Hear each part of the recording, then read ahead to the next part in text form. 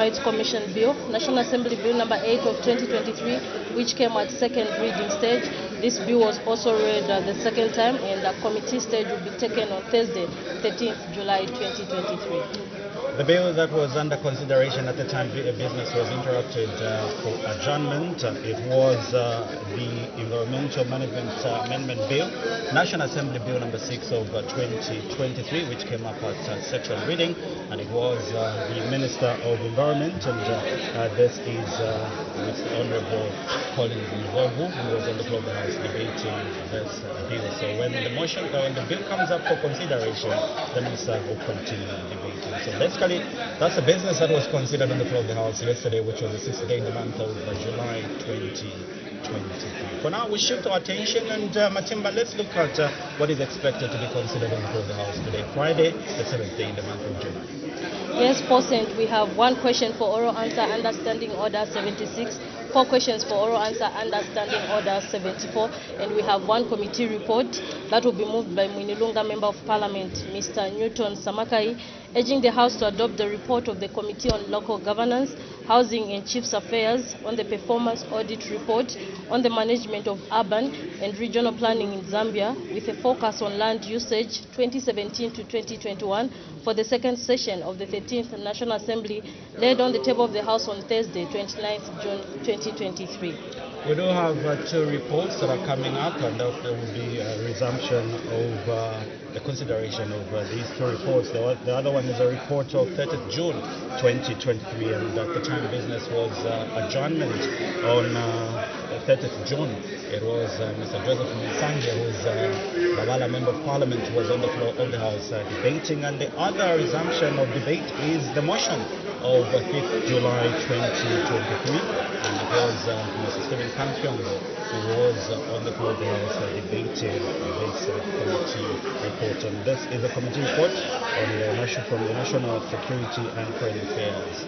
And so basically, those are the 3 reports that are expected to be considered on the floor of the House. One from Mr.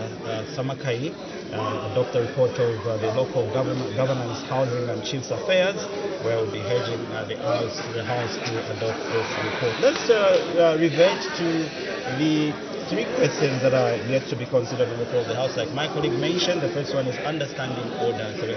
Details of this question for answer material.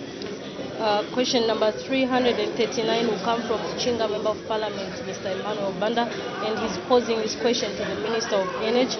He wants to find out a question in 2 parts: whether the government is aware that more than 2,000 workers at Manganese smelting plants in Serenje district are on the verge of losing jobs due to ZESCO limited intention to cut power supply to the plants on 1st July 2023.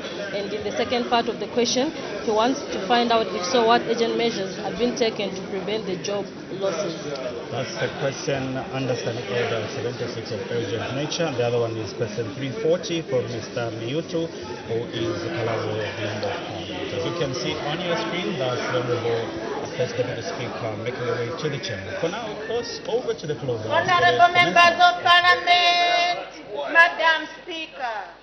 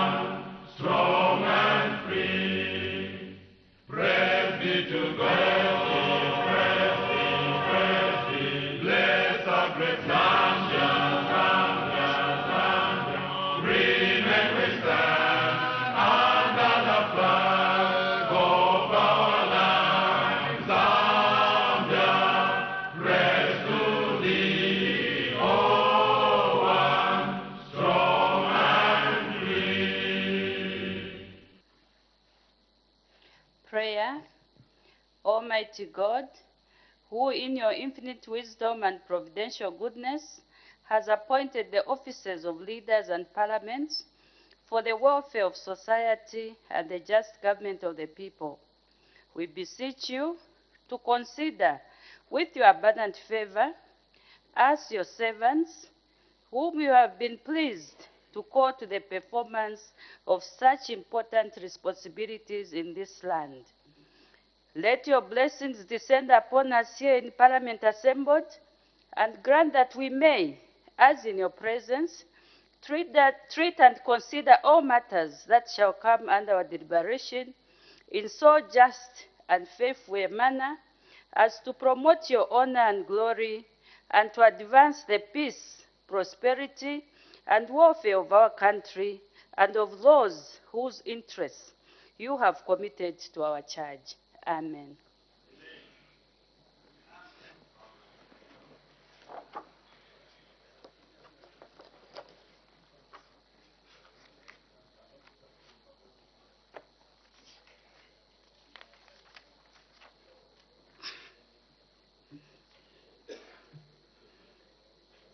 Honorable members, I have two announcements to make.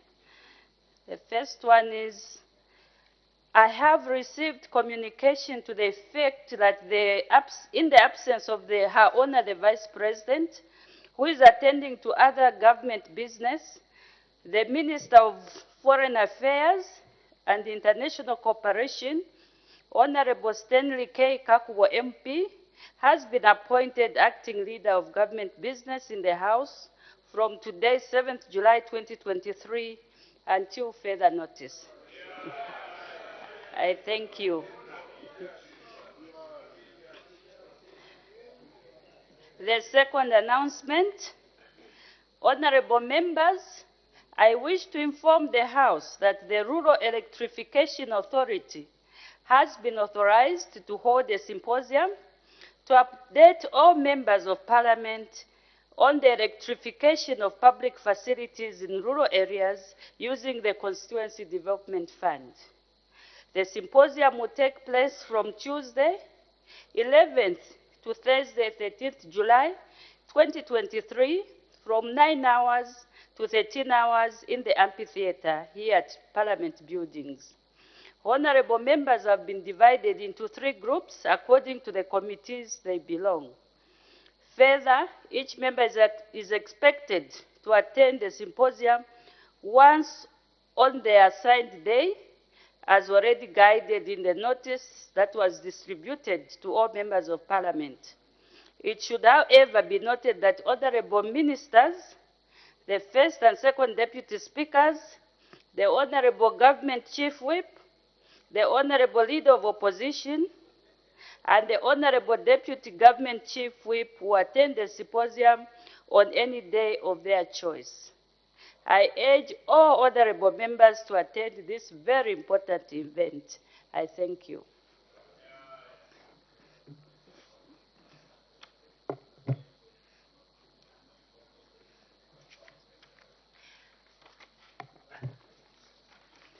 Matters of urgent public importance. I can see one member, the honorable member for Lunte.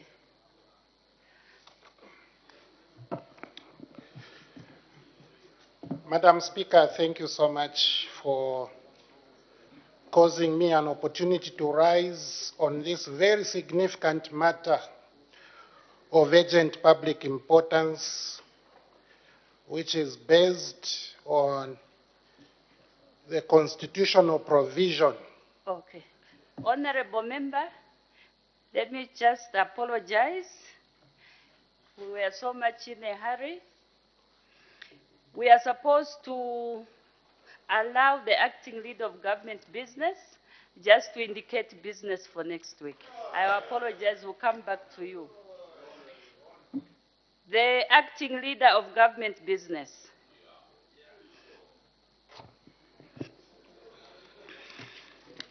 Madam Speaker, I wish to inform the House that the House Business Committee met on Thursday, 6th July 2023, to determine and schedule business of the House for next week, covering the period 11th to 14th July 2023 as follows. A. Announcements. The Honorable Madam Speaker may make announcements to the House on any day when it is necessary to do so. B. Rulings.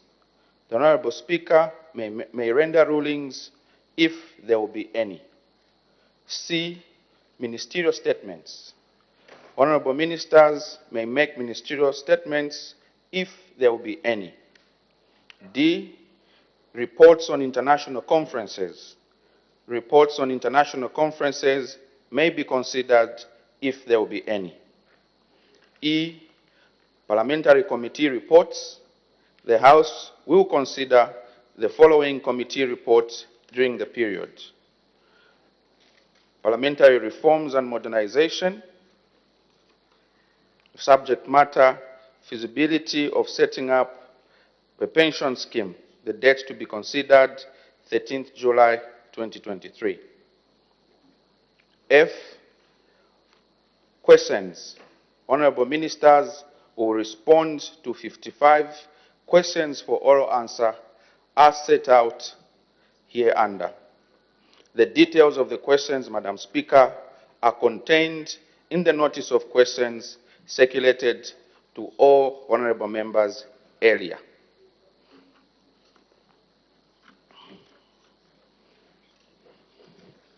Madam Speaker, on behalf of the House Business Committee and in accordance with the Standing Order 189, 5 of the National Assembly of Zambia, Standing Orders 2021, I have the pleasure to represent the business for next week to the House as done. Madam Speaker, I thank you. Thank you. We make progress. Matters of urgent public importance. The Honorable Member for Lunte.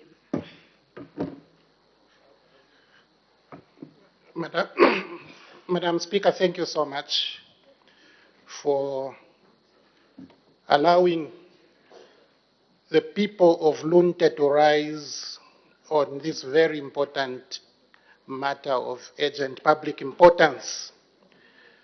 Madam Speaker, when a government embarks on an expedition The Honorable Member, kindly tell us you are addressing this matter to which minister or the office? Honorable Minister of Finance and National Development. National Planning, thank you. I was saying when a government embarks on an expedition to blatantly violate the Constitution, then you know that you are headed in a very undesirable trajectory. Madam Speaker, Article 211 says, and I quote, "The minister responsible for finance shall within 3 months after the end of each financial year prepare and submit to the Auditor General the financial report of the Republic in respect of the preceding financial year." 2, the Auditor General shall within 2 months of receipt of the financial report examine the financial report and express an opinion on it. 3, the minister responsible for finance shall within 1 month after the receipt of the Auditor General's opinion lay the financial report with the Auditor General's opinion before the National Assembly. Madam Speaker, the 3 months which is provided for the Minister of Finance to produce the financial statement and submit to the Auditor General in respect of 2022 ended in March, at the end of March 2023. Madam Speaker, the 2 months which is provided for the Auditor General to assess the financial report and express an opinion on it in respect of the 2022 financial report ended at the end of May 2023. Madam Speaker, the 1 month which is provided for the Minister responsible for finance to lay in the House the financial report, including the Auditor General's opinion, finished at the end of June 2023. Madam Speaker, today is the 7th of July 2023. This Assembly has got no single committee considering the financial report for 2022 with its opinion. Madam Speaker, no one may have died. However, the ministerial audits by the Auditor General substantiates balances contained in the financial report.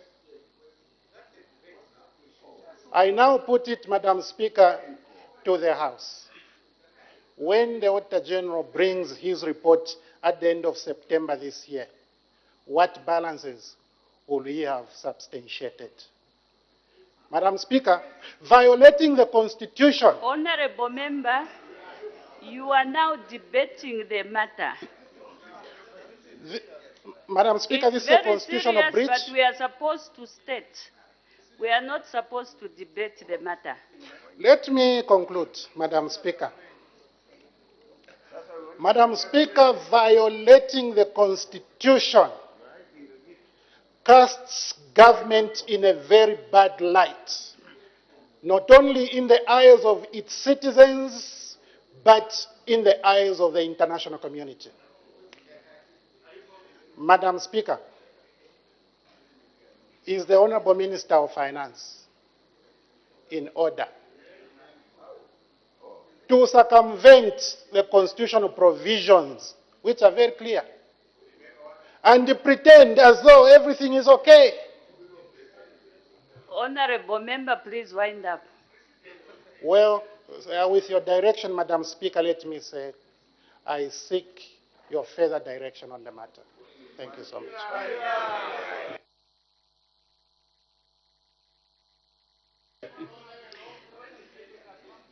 Thank you so much, all the honorable members. That is a very important matter. However, when we look at the conditions to admit the matter, there is no calamity that will occur.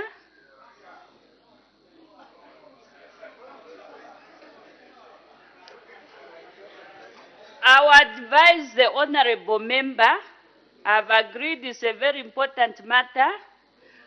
Please come up with an urgent question over the same, because in its state, the way you have described it and looking at the conditions to admit a matter, it does not fall under those conditions.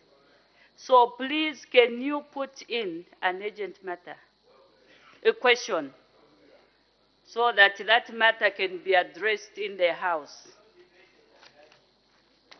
We make progress. Questions for oral answer, understanding order number 76. The honorable member for Muchinga. Thank you very much, Madam Speaker. Question number 339. The Honorable Minister of Energy. We have an acting minister. Thank you, Madam Speaker. The ministry is being asked whether the government is aware that more than 2,000 workers at Manganese smelting plants in Serenge district are on the verge of losing jobs due to ZESCO limited intention to cut power supply to plants on the 1st July 2023. In B, if so, what measures are being taken to prevent job losses? Madam Speaker, in A, government is not aware that over 2,000 workers are on the verge of losing their jobs in Serenge district from various manganese smelting plants. It should be noted that ZESCO had applied to the Energy Regulations Board to convert MD3 and MD4 customers to power supply agreements, that's PSA category. This has since been approved by the regulator. Under this scheme, the firm power will be accorded to customers under this category, and each affected customer will negotiate a tariff with ZESCO. As of today, the 7th July, owners of the manganese mines are currently engaged in power supply agreement negotiations with ZESCO Limited and have not been disconnected from supply. Having said that, B then falls off as it has been addressed in A. Thank you. Supplementary questions. The Honorable Member for Kamfinsa. Allow me, first of all, Madam Speaker, to thank the Acting Minister of Energy for providing those official positions. I want to find out from you, Acting Minister, the Member of Parliament who has raised this question is relying on information that he has been provided with, that there is an impasse between ZESCO and the manganese mining companies. Has your ministry taken the initiative to go and establish facts in Serenge so that you are better placed to resolve this reported impasse from Serenge? I thank you, Madam Speaker. Before the Acting Minister of Energy comes in, there is an indication for a point of order by the Honorable Member for Mitete. What is your point of order? Madam Speaker, thank you so very much. 65. And whatever is done before becomes law. Presidency. Madam Speaker, I've been around in this house for quite long. The current constitution that we are using, amended in 2016, for 5 years,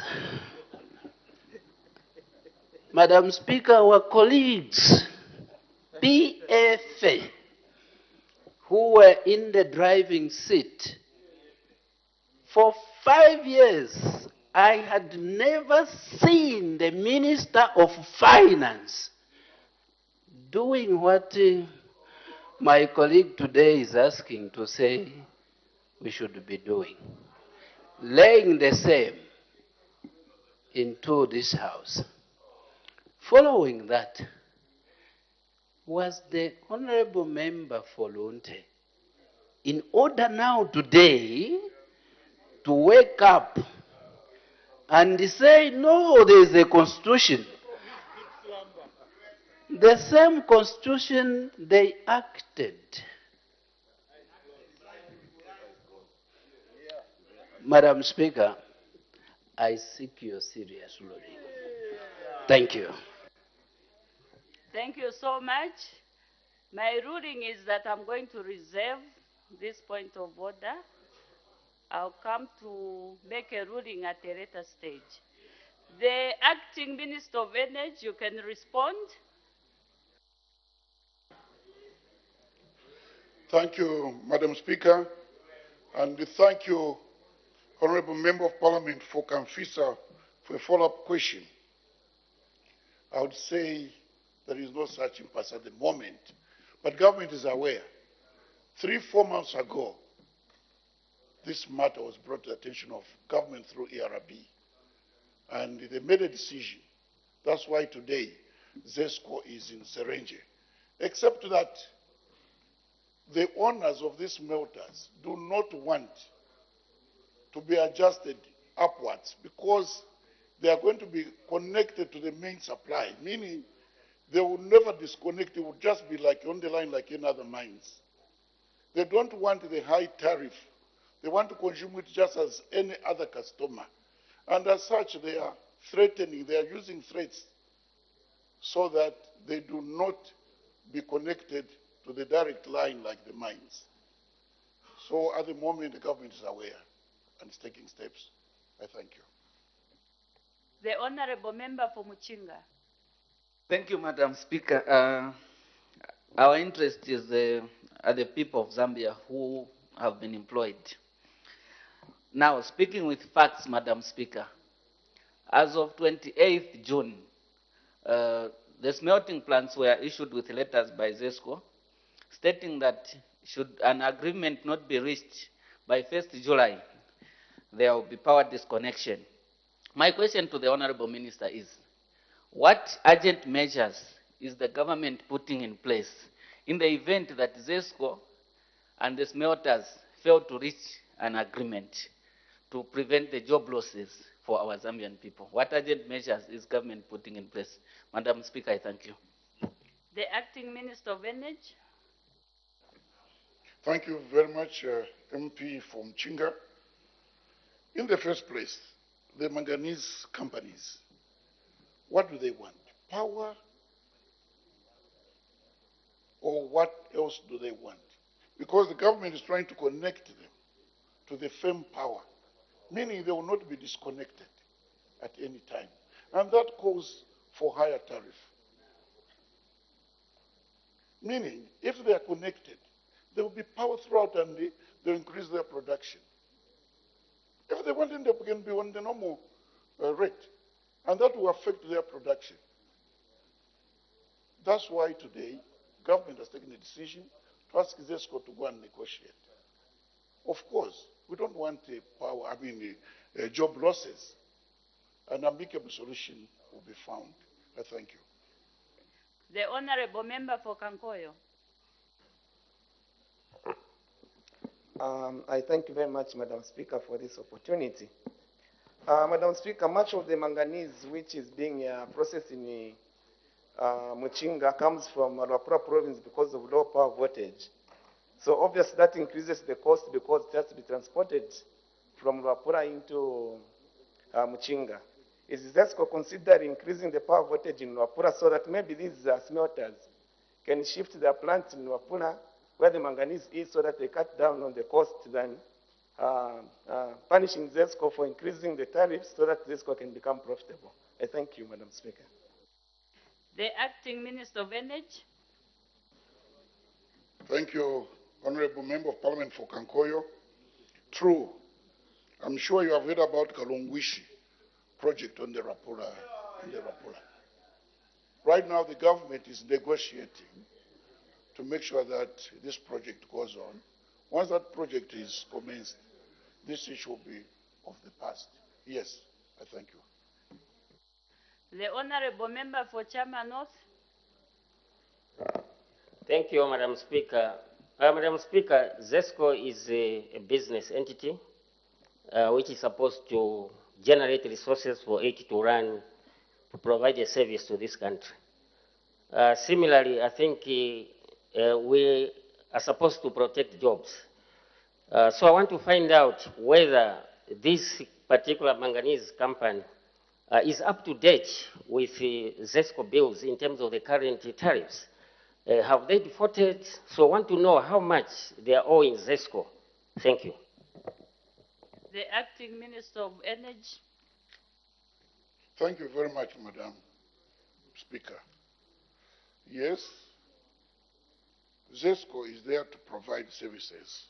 But when you listen to the question I have here is about job losses. does not talk about whether they are in arrears or not. That question, if he needs details, he can come to the office. Thank you. Thank you. The last member is the Honorable Member for Usakile.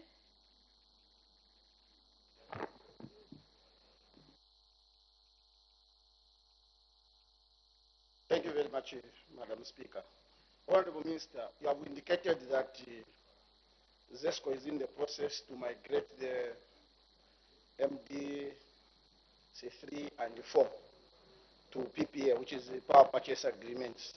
And these end users who are the manganese mines, they've indicated that it will be more expensive and they have a lot of pressure in terms of participating in the export market. What are you doing about that? Because the major concern here is job losses.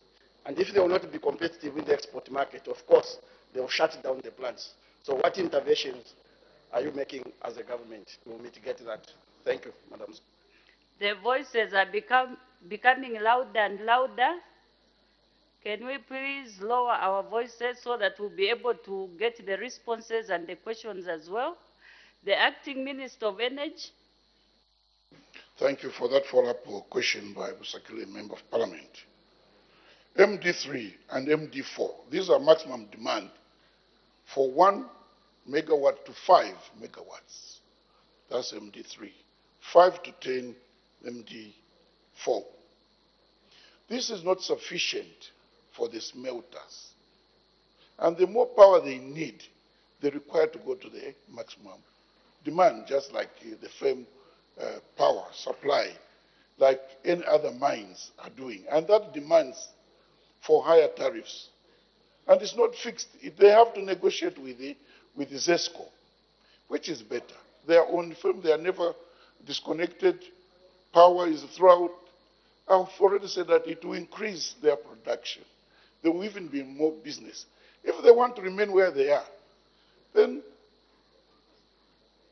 it is them to lose. It is not up to the government, it is up to them to keep their companies running and also to keep employment for the people. I thank you. Thank you. We make progress. We move on to questions for oral answer understanding order number 74. The Honorable Member for Kalabo Central. Thank you, Madam Speaker. Question number 340. The Acting Minister of Community Development.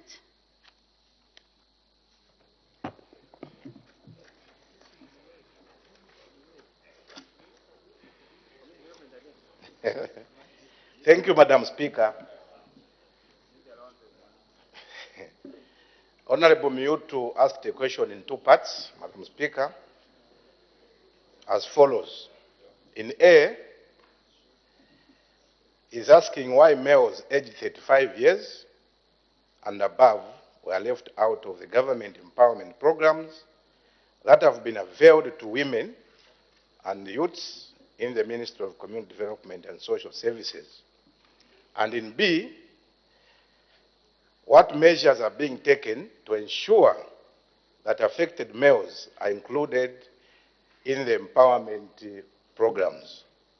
Madam Speaker, with regards to Part A, why males aged 35 years and above were left out of the government empowerment programs that have been availed to women and youths, our response is that we wish to highlight that the ministry is implementing various empowerment programs which target both males and females. And these includes, number 1, food security pack, 2, community self-help, 3, village banking, 4, functional literacy, and the last one, skills training, which is also found in the Ministry of Youth, Sport and Arts. However, the ministry is also implementing the Supporting Women's Livelihood Program, a component of the girls' education and women empowerment and livelihood, which we call JEWEL. This is a World Bank-supported program which is strategically designed to support women from extremely poor households. The rationale behind the program is that women are more vulnerable to poverty. This is where we start now finding answers. Strategically, it is designed to support women from extremely poor households. And as I said, the rationale is that we have so many women who are poverty-stricken. In terms of the labor market, also, lone motherhood, aging and education, about 60% of the female-headed households of our population are poor, compared to 53% of the male-headed households. That is according to the survey of 2015. In addition, Madam Speaker, the average monthly per capita income by sex of aid shows that male-headed households have higher per capita income than the female-headed households. Further, school attendance rates for females at primary school age population between 7 to 13 was 84.8%. But this dropped drastically to 22.5% for females at higher learning age population between 19 to 22 years. The Gender Status Report of 2019 also highlighted critical gender issues that remain pervasive in Zambia, as well as the persistent challenges in addressing equality and equity issues and persistent gaps in opportunities to access education, productive resources, health cover, as well as the declining levels of employment among women, the youth, especially those in the rural areas. The labor force participation of women also declined from 77.7% to 35.3% in 2019, and only 26.7% of women are participating in the labor market, compared to 44.8% of men. This perpetuates vicious intergenerational cycles of poverty and continues to disadvantage women, as evidenced by what we are seeing here. We have few women in parliament than men. Just to cement the argument. It also depends rifts in society that are unfavorable to human development and consequently national development. While men above 35 years are prone to vulnerabilities and poverty from the above, it is evident that women are more likely than men to be poor. And once impoverished, women remain poor for a longer period of time than men, due to the low levels of education among them. The idea of supporting more women and the youth through certain programs is therefore a deliberate mechanism to enhance their development in the pursuit of gender balance. Based on this, local government through the Constituent Development Fund is also empowering women with grants. These are aimed at enhancing the livelihoods of women in the communities. On the other hand, men above 35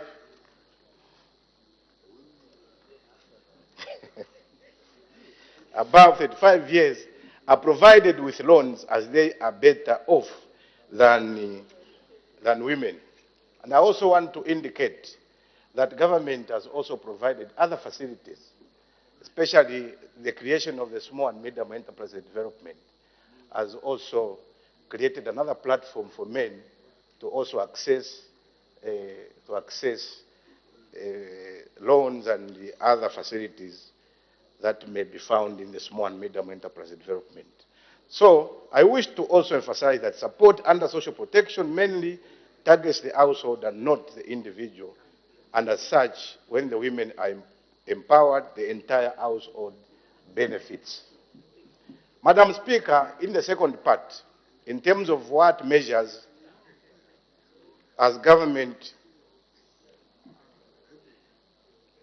the measures that we are taking as government is to ensure that affected males are included in employment programs. Our response is that there are no immediate measures being taken in the Ministry of Community Development, and I should emphasize, but we have also other facilities in other ministries. And I believe that there are also other facilities in the Ministry of Agriculture, Fisheries, and Ministry of Fisheries. We also have such other empowerment programs for men. Since they are already benefiting from various programs implemented by government, as I said earlier, however, government will continue to look into the plight of all vulnerable citizens. I think this may interest you now. However, government will continue to look into the plight of all vulnerable citizens through the review of various programs and policies. In this regard, the concerns raised by the honorable member will be addressed holistically as we revise the National Social Protection Policy and also the National Gender Policy and other relevant policies. This will ensure that measures are put in place to further address this category of our society. Thank you, Madam Speaker. Thank you. Supplementary questions. The Honorable Member for Kawata. Thank you, Madam Speaker. Honorable Minister, I think what we must understand is that poverty has got no boundary. It doesn't choose who to hit, whether a man or a woman or a youth. It hits anyone, even when it comes to education. Because I heard you talked about skills training that is also catered for the men. So even when it comes to education, also education is supposed to be given equally, whether to men and women. However, my substantive question is, Honorable Minister, what is it that you are going to do for especially the men? Because you have indicated that skills training centers are also there for them to be empowered. What is it that you're going to do so that we can see high numbers of men being targeted for so that they can be empowered with skills training? Thank you. The Acting Minister of Community Development and Social Services. Madam Speaker, thank you very much. And I want to thank also Member of Parliament for Kawata for that follow-up question. I want also to indicate that Madam Speaker answered this question holistically by saying that of taking that into account is a concern, and the more reason why we are saying there is need for us to review some of these programs and also policies as regards to the concerns that have been highlighted. So not until those policies are revised, then you'll be able to take into account some of those concerns. But I think it is important for us also to know that the vulnerability between men and women really is something that we should appreciate as members of Parliament, so that we start now looking at ways and means to put in place programs that could also favor the most vulnerable sex in our societies. Thank you, Madam Speaker. The Honorable Member for Kalabo Central. Thank you, Madam Speaker. Madam Speaker, speaking from the village point of view, first of all, a magnet will always attract a metal. Salt will always attract water. These are natural facts. Poverty, like Honorable Member for Kawata has stated, has no boundary. Poverty doesn't know any gender. Poverty is a condition applicable to both genders. And it doesn't even know sex also. Honorable Minister, let us take away township life, where we have literate male labor. Let us go in a village like Kaputa, Kalabo, the rurals. Is it not an avenue that At the end of these exercises of empowering women, leaving the men above 35, is it not an avenue of increasing more poverty to these men? Because these men now who have no support, no base to operate from, is it not to enhance poverty on these men? Thank you, Honorable. The Acting Minister of Community Development and Social Services. Thank you, Madam Speaker. First, I want to reiterate the fact that government is now revising policies. I think that should sink in our minds. Taking into account the concerns that members of parliament are raising, we have said we are going to revise the gender policy, social protection policy, just to take into account the concerns that have been raised. Having said that, Madam Speaker, government, first the answer is no. We should never think of enhancing poverty amongst men above 35 as a responsible government. Thirdly, I want also to say that government does not work in silos. There are programs that are under the Ministry of Youth, Sport and Arts, which goes up to 35. There are also other avenues that could be tapped into through some of the ministries like the Small and Medium Enterprise Development, ministries like agriculture, ministries like livestock. So if men above 35 may not find solace in the Ministry of Youth, definitely they can go to the Ministry of Small and Medium Enterprise Development. Apart from that, we also have, because we do work methodically as New Dawn administration, those concerns have been taken into account by introducing CDF in constituencies where these men, my honorable member is talking about, are found. I'm coming from a rural constituency and I know what he's talking about. We are giving grants in the rural constituencies, including the urban. We are also giving loans. We are not even segregating that this one is above 35. We will not give him a loan or a grant. We are giving everyone. We are different from what used to happen previously. So, Madam Speaker,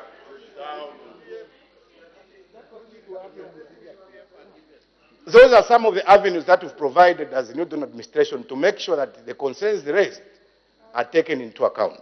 Thank you, Madam Speaker. The Honorable Member for Kalabo Central. Thank you, Madam Speaker. Madam Speaker, if wishes were horses, even the poor person would have ridden a horse. If men had the capacity to occupy positions of women, they would have also become women, so that they are empowered.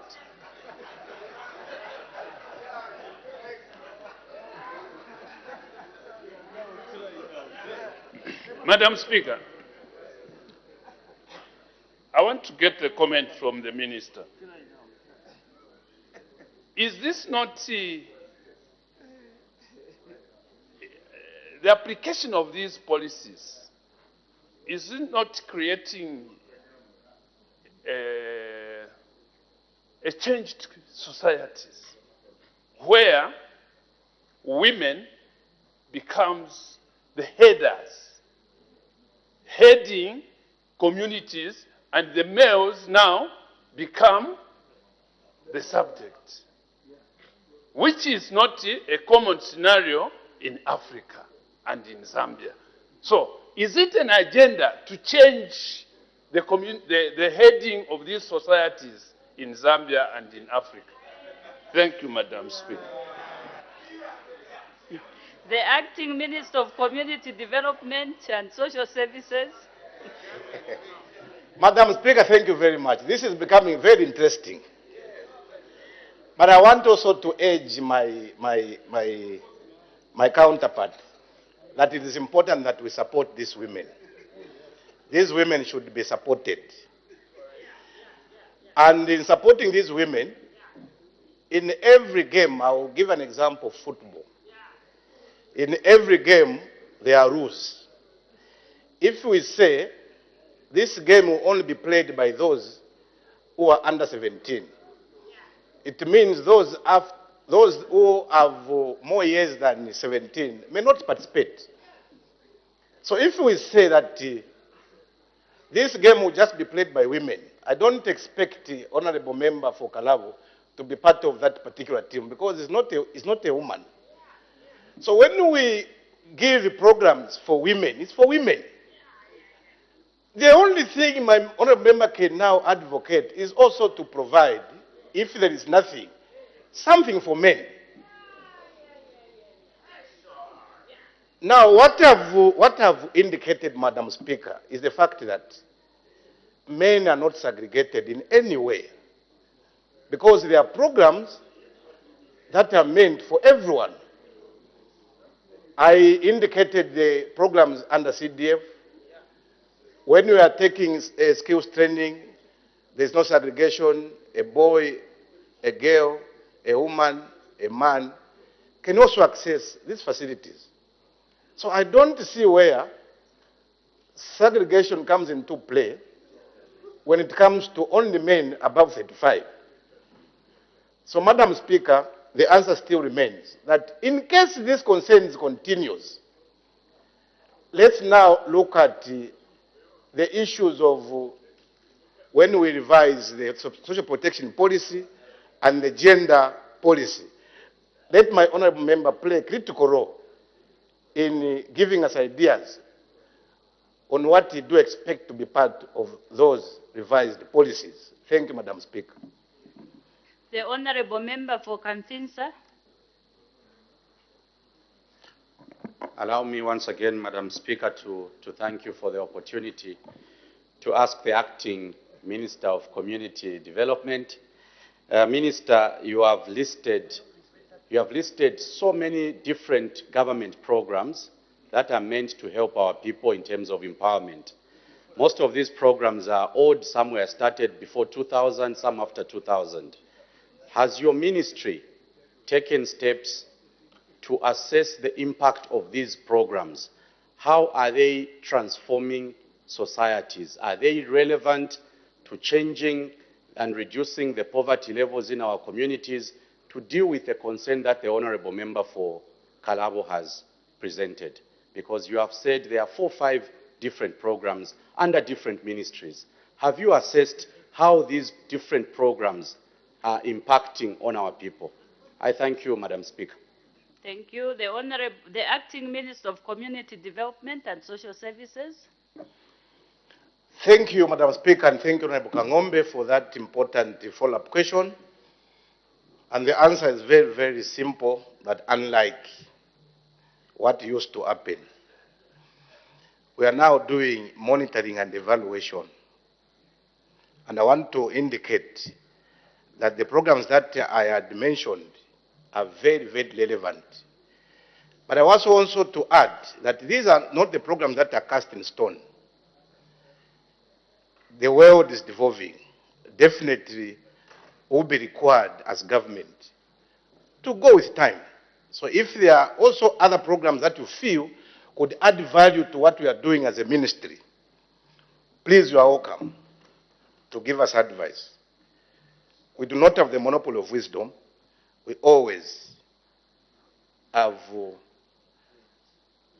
some room for people to bring those issues. In fact, Madam Speaker, we always do what we call annual reviews. So when we are doing those annual reviews, that's where we feel that this program needed to be enhanced, or this program need to sit where it is seated. So as I said earlier, we do not have the monopoly of wisdom. Please bring your progressive ideas to us. We'll look at them. Thank you, Madam Speaker. Thank you. The honorable member for Bwana Mkubwa.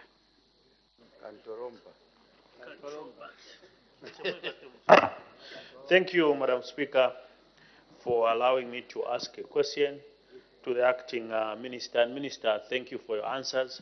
Minister, perhaps I just want to understand and see what is the government doing in terms of harmonization of policy, because if you look at what you've intimated earlier to say there are other ministries, if we look at CDF, even for skills, I think people above 35 are not considered. And also there's a cry from people of Kalabo. How is government looking at this to ensure that they harmonize policy to ensure that even males above a certain age are also not disadvantaged to that effect? I thank you, Madam Speaker. The Acting Minister of Community Development and Social Services. Thank you, Madam Speaker, and thank you, Honourable Member, for that follow-up question. First, I want to indicate that there are some policies that we make that are in tandem with the international norms. I'll give a practical example. When you are talking about the youth, when you define youthfulness, obviously it's between 18 to 35. So even when you are making policies, you make policies that obviously cannot be in confrontation with those at the international level. But I believe that those that are domesticated, obviously we may do something. But I believe that all these policies under youth, under women, or under community development and agriculture, I think these are progressive policies for now. But as I said earlier, when I was answering Member of Parliament for Kamfinsa, that if you feel that there are those policies that need to be harmonized, please, you are welcome. Thank you, Madam Speaker. Thank you. My apologies. I think we have to move to the next question.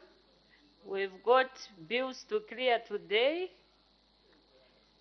The next question, the Honourable Member for Chimbamilonga. Thank you, Madam Speaker, for affording me this opportunity to ask the question. Question number 341.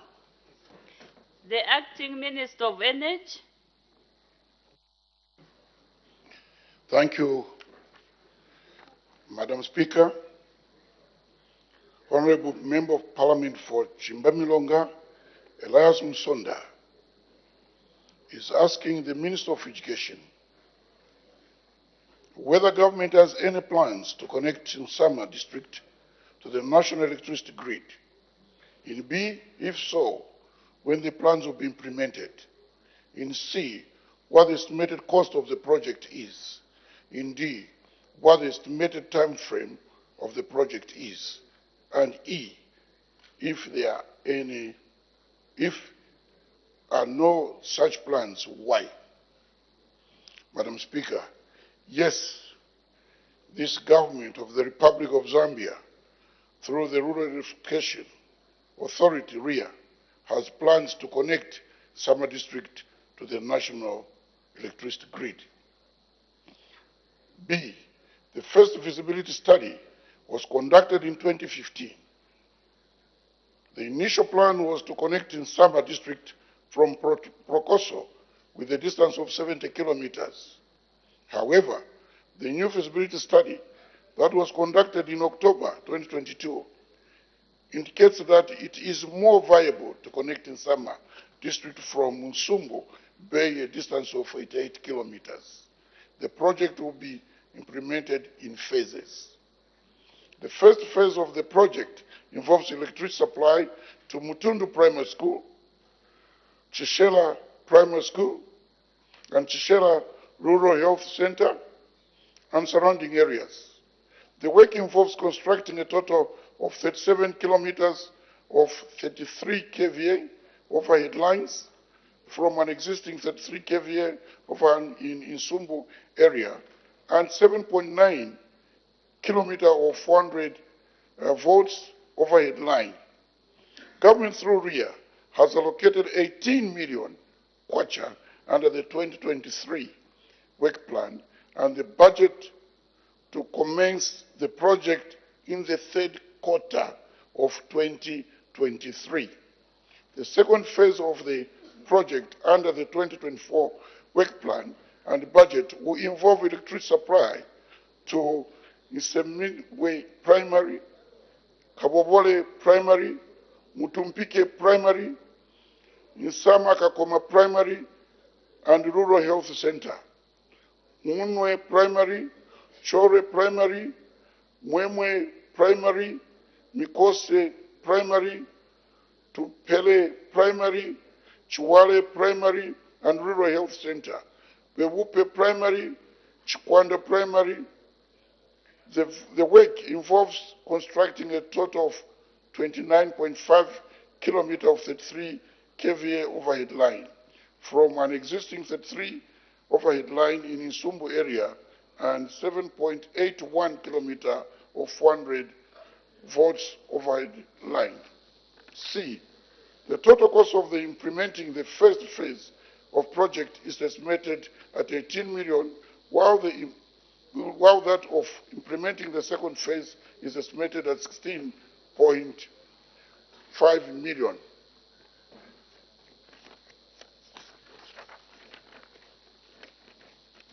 D. The estimated time frame for the two phases of the project is 24 months. As earlier alluded to, government has plans to connect in Sama district to the national electricity grid. Madam Speaker, I thank you. Thank you. Supplementary questions. The Honorable Member for Wacha.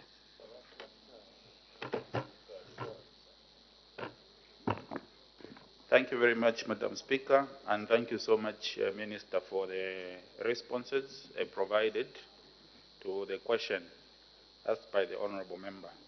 I just want, Minister, for you to be very clear. You stated in responding to the question by the Honorable Member that the second phase will be implemented or will start in the third quarter of 2023.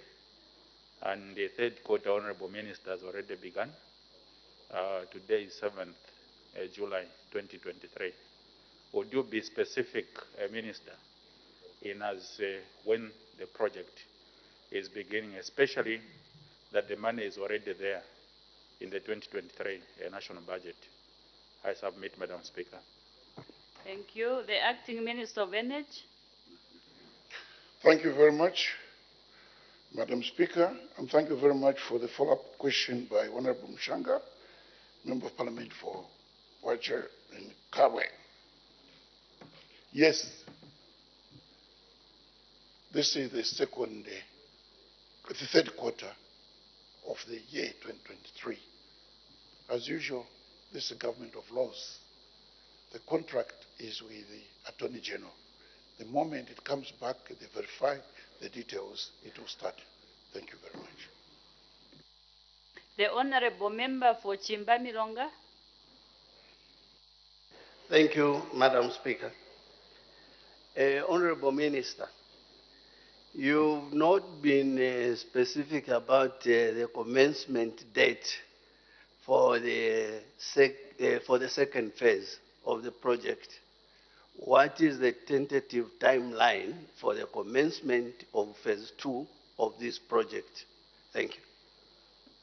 The Acting Minister of Energy. Thank you, Madam Speaker. You don't name a child before the child is born. You name a child after it has been born. We have given you the date or the time for the first phase, 2023. Wait until that one is done. Then the other date also will be known. I thank you. Honorable Minister, I think it's for usually the ministry's plan. So there should be a plan actually to say that, because you mentioned 24 months, that's the duration of the project. So there should be a time when you plan to start the second phase. Madam Speaker, the second phase depends on the completion of the first phase. But the whole work will be done in 24 months. So we can't talk because the first phase has not even started.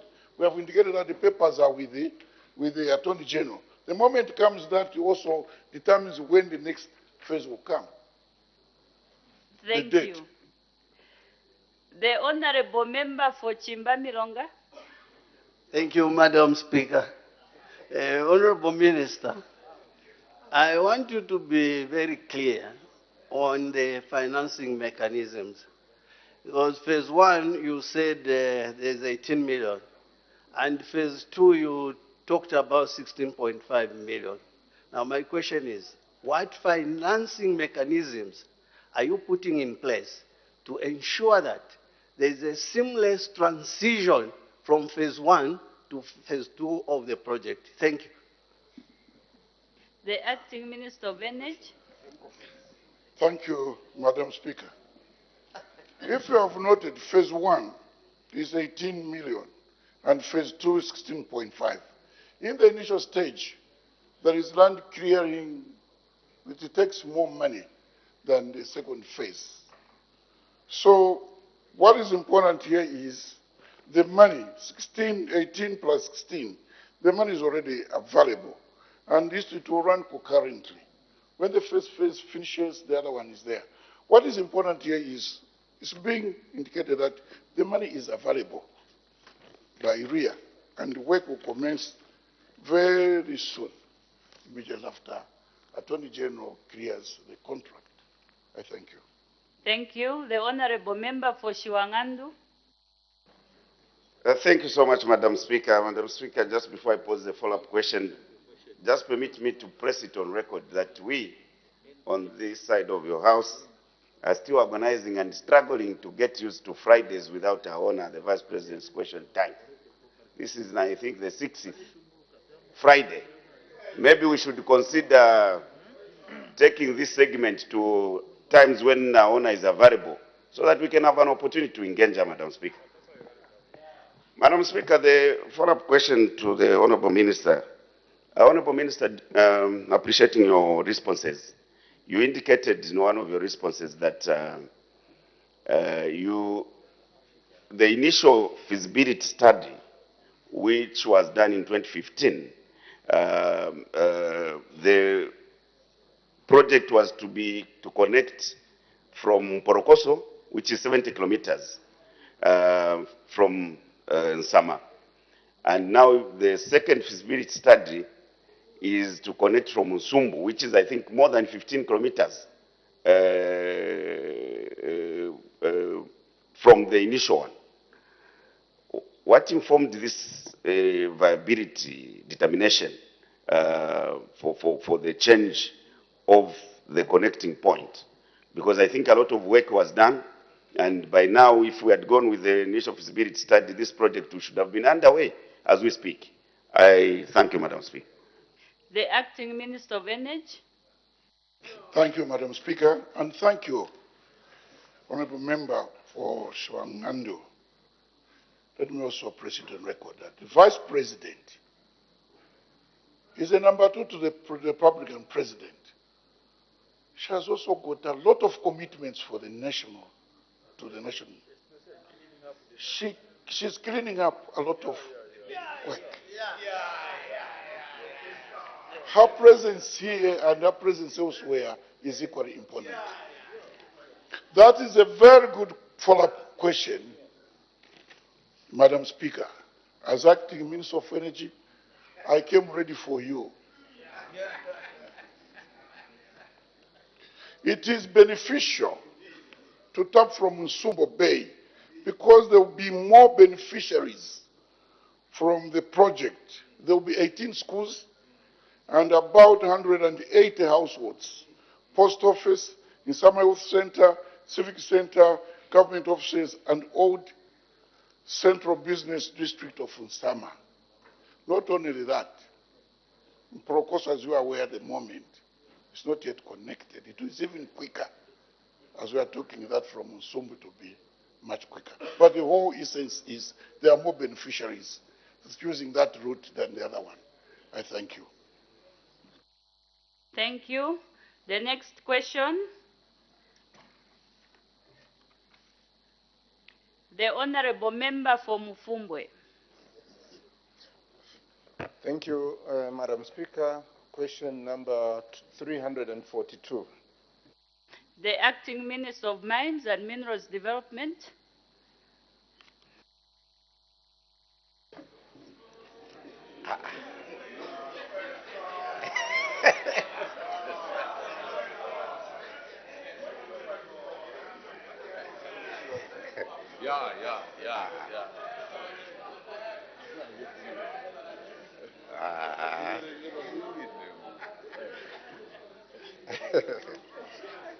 Thank you, Madam Speaker. Thank you very much. You know, I have these cousins from the Copper Belt sometimes. In the name of Benue and Kangombe, these honorable members of Parliament. So,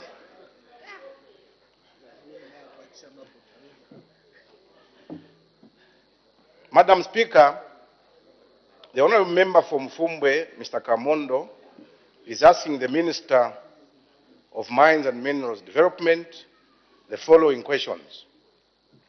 In A, how many mineral exploration licenses were issued countrywide as of August 2022?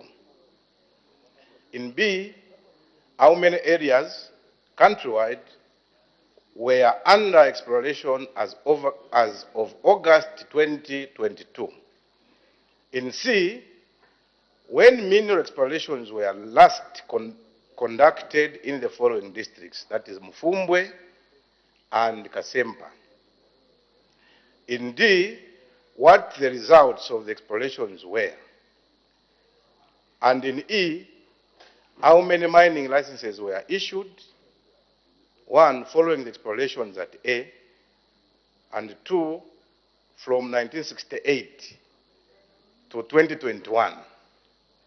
Honorable Kamondo.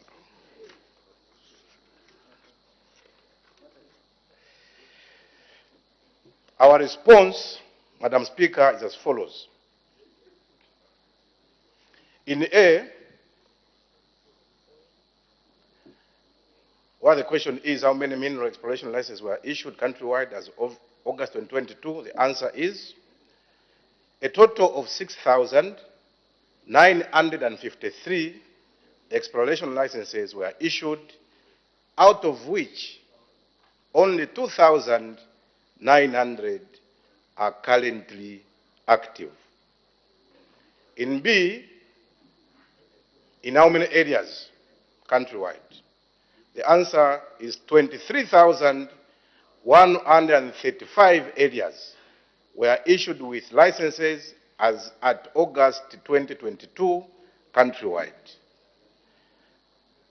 Question C, when mineral explorations were last conducted in the districts of Mufumba and Kasempa.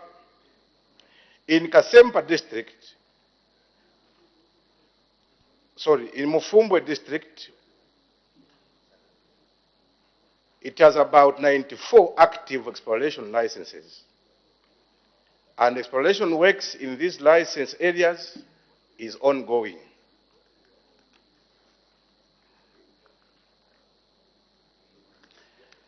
In Kasempa district, Madam Speaker, has about 120 active exploration licenses whose exploration works are also ongoing. In addition, Madam Speaker, other areas have completed the geochemical survey and results show copper mineralization of grade averaging 1%. In E, the number of licenses, the number of mining licenses issued as a result of mineral exploration in A above is 2,527 mining licenses, out of which only 1,439 are currently active. In 2, from 1968 to 2021, 2,492 mining licenses with only 1,404 currently being active. Thank you, Madam Speaker. Supplementary questions. The Honorable Member for Nkana. Thank you, Madam Speaker. Madam Speaker, what beats my mind, it looks like we as Zambians, somebody bewitched us and is dead. We keep complaining over economic challenges, yet Honorable Member, I don't think the people listening out there would be so pleased to name them being bewitched. because they are also wondering why we continue to complain about Maybe economic find challenges. a better word. Find a better word for the sake of the people out there, and even the members that are here. I don't think they'll be pleased to be called or to be named bewitched. Madam Speaker, I don't know what happened to us as a people of Zambia. We keep complaining over economic challenges, yet all of us here agrees how much we are worth in terms of mineral endowments. It will interest you, Madam Speaker, that almost half the country has not been explored to establish how much minerals we have. That is why today you wake up, there is sujilite in Mansa, tomorrow there is gold in Kasenseri, the next day there is that mineral lithium in Southern Province. Honorable Acting Minister of Mines, I'm sure you are now aware that almost half the country has not been explored to establish what sort of minerals and the extent of the minerals we have. And the story of Mufumbwe is not different from the rest of the country. Is there a deliberate intention by government to spend money to explore the remaining part, almost half the country that has not been explored, so that we can establish how much minerals we have around the country and how much we are worth, so that we don't have to go begging to the IMF for handouts? I thank you, Madam Speaker. The Acting Minister of Mines and Minerals Development. Thank you, Madam Speaker, and thank you very much, Honorable Mpundu, for that follow-up question.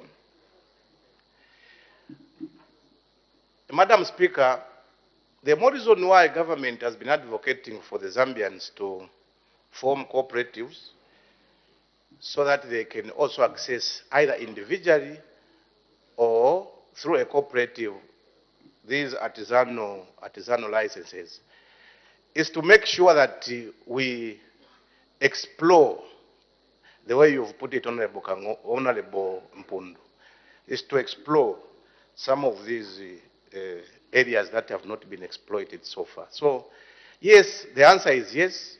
Government obviously is putting up deliberate policies by also revising some of the policies and also trying to amend some of the acts that could allow us to do just what you've just suggested. Thank you, Madam Speaker. The Honorable Member for Mufumbwe. Thank you, Madam Speaker, and I would like to thank the Minister for the answers he has given to the people of Mufumbwe and the Zambians at large. Honorable Minister, you have said that in Mufumbwe, there are about 94 active exploration companies that are undertaking explorations. I would like to find out from you, out of the 94 that you've mentioned, how many of those are Zambians and how many are foreign? The Acting Minister of Mines and Minerals Development. Madam Speaker, thank you very much, and thank you very much, Honorable Kamondo, for that question. Madam Speaker, when we look at the question, it is very clear. The questions that were asked. So if, Madam Speaker, there was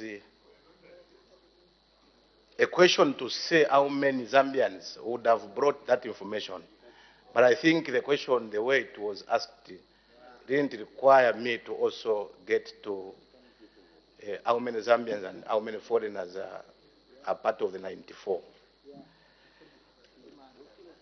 Thank you, Madam Speaker. Thank you. The Honorable Member for Kabwe Central. Thank you so much, Madam Speaker, for giving this opportunity to ask a follow-up question. Honorable Acting Minister of Mines, I want to find out how long does it take for a company to be exploring the mines when they are given exploration licenses? Thank you so much. The Acting Minister of Mines and Minerals Development. Thank you, Madam Speaker, and thank you, Honorable, for that follow-up question. Maybe I should take advantage of this opportunity to give more added information on especially the question that the honorable members asked. I'll start with the artisanal mining rights. Permits for both exploration and mining, it's valid for 2 years.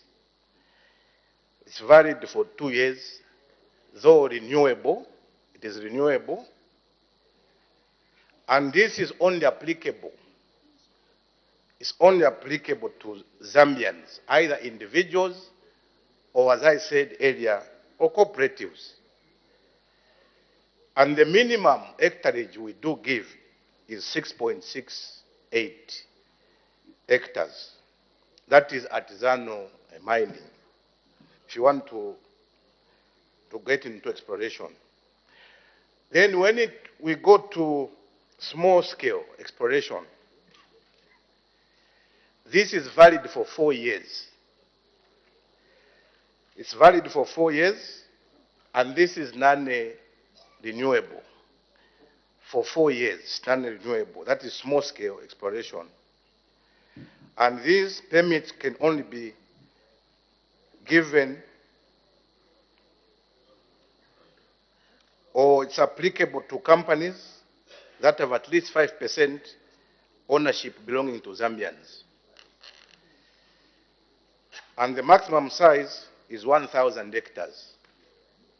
1,000 hectares. So if you want to start exploiting in Shiwangando, it's 1,000 hectares, only a small-scale exploration. Now, the large-scale. The large-scale exploration license is also valid for 4 years. However, it can also be renewed twice. It can be renewed twice, each of which for a period of 3 years. And permits of the exploration of minerals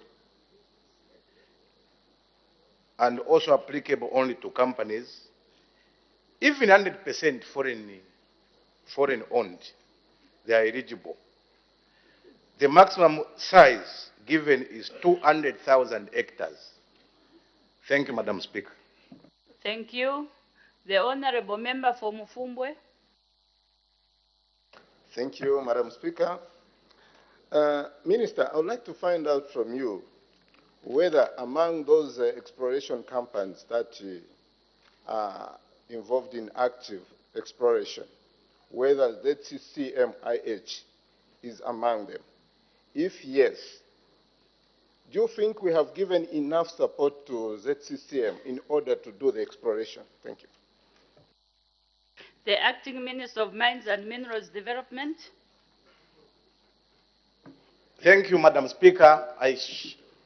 And thank you, Honourable Member, for that follow-up question. I should maybe add also some information on the notable explorers or companies that are exploring in Mufumbwe. I think that may be your area of interest. We have Moxiko Resources Zambia Limited and license number 22756.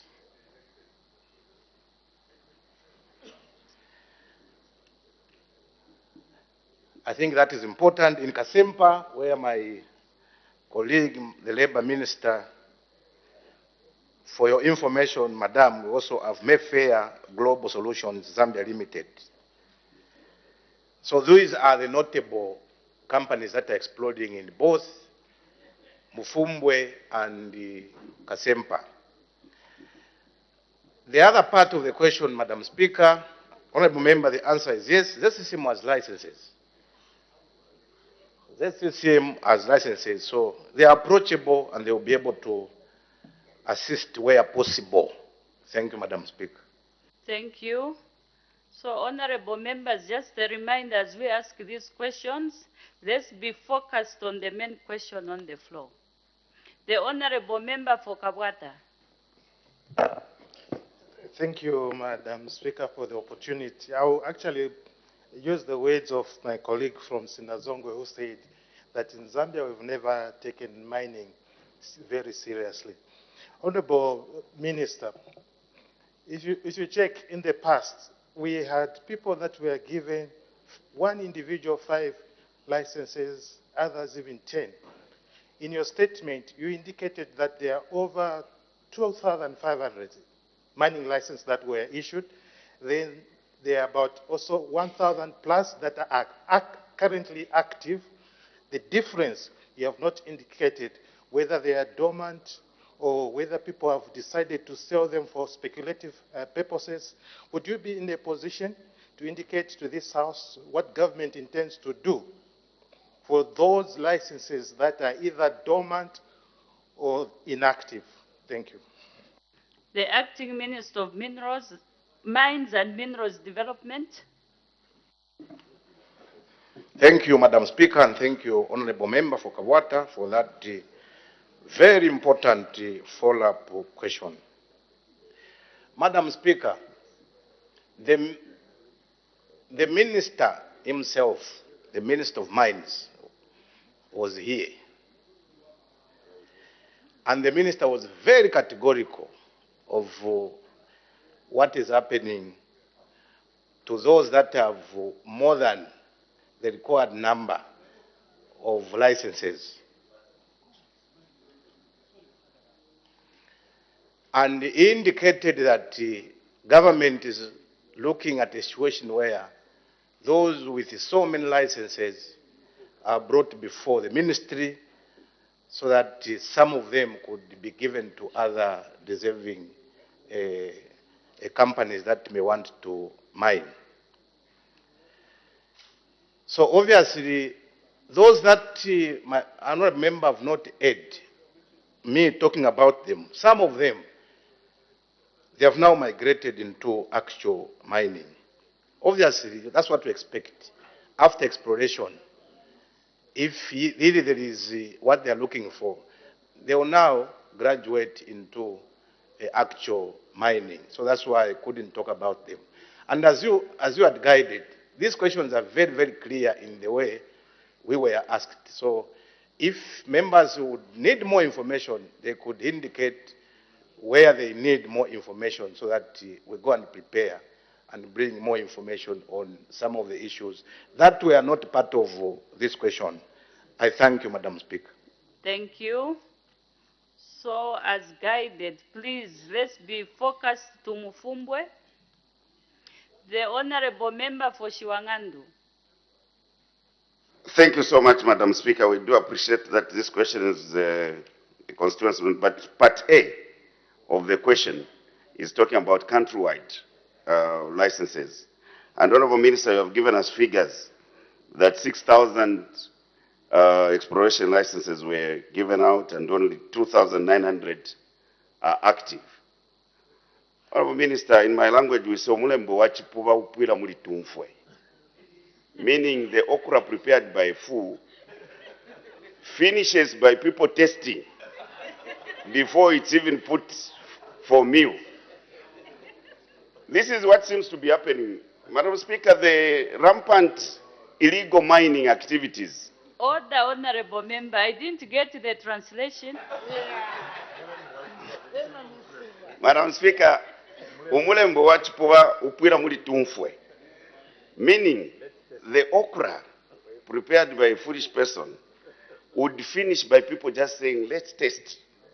Test before even the meal, before the okra is ready for the meal. It finishes. And this is what seems to be happening to our minerals. The rampant, we used to deport foreigners who were playing around in these areas ourselves. We were not playing, actually. But my question to the Honorable Minister is that he has given us the number of licenses that have been issued. Just yesterday, we had Afghan nationals arrested in Luapula doing mining without documentation. My question to you, Honorable Minister, is that what functional system do you have to follow up on all these licenses that have been given, to know which ones are held for speculative purposes, or those ones that are held by people who are seriously doing exploration so that they graduate into mining, as you have stated? What system do we have? Because if we had a tight functional system, I don't think we could have had all these rampant illegal mining activities going all over countrywide. It's the same thing you cited, Swangando. We are still grappling with foreign nationals that have come into the area, and now our people are in fear. So what system are you using to monitor these licenses? I thank you, Madam Speaker. The Acting Minister of Mines and Minerals Development. Thank you, Madam Speaker, and thank you, Honorable Kampiongo, for Shwangando for that important follow-up question.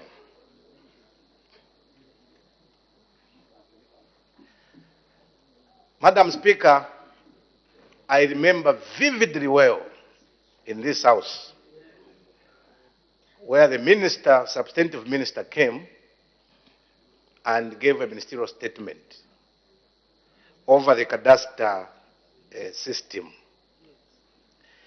So I will start from there.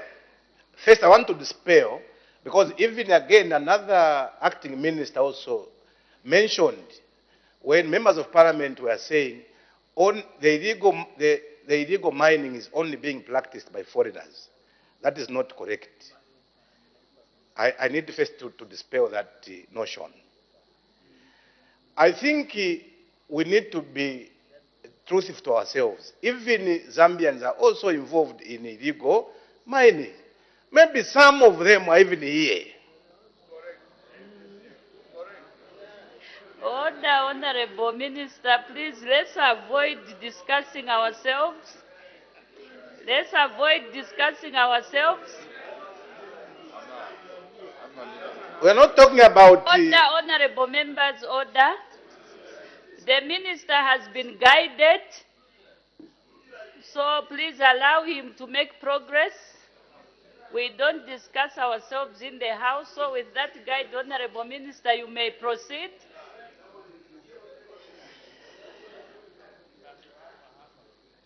Madam Speaker, thank you very much for a well-deserved guidance. And I think I should also indicate that as we are giving this information on the floor of the House, I said we need to be very truthful. So in case there are those, they should make sure that they don't involve themselves in such activities. One important issue that I want to say is that, Madam Speaker, this Ministry of Mines is like it is in the transformative mode. The way we found this ministry, Madam Speaker, it was in tatters. And that's why I'm saying we are now in a transformative mode. And it could be very good for our colleagues who were there before to support us. Because these are the issues, these are issues of inheritance. And we are just now trying to clean up.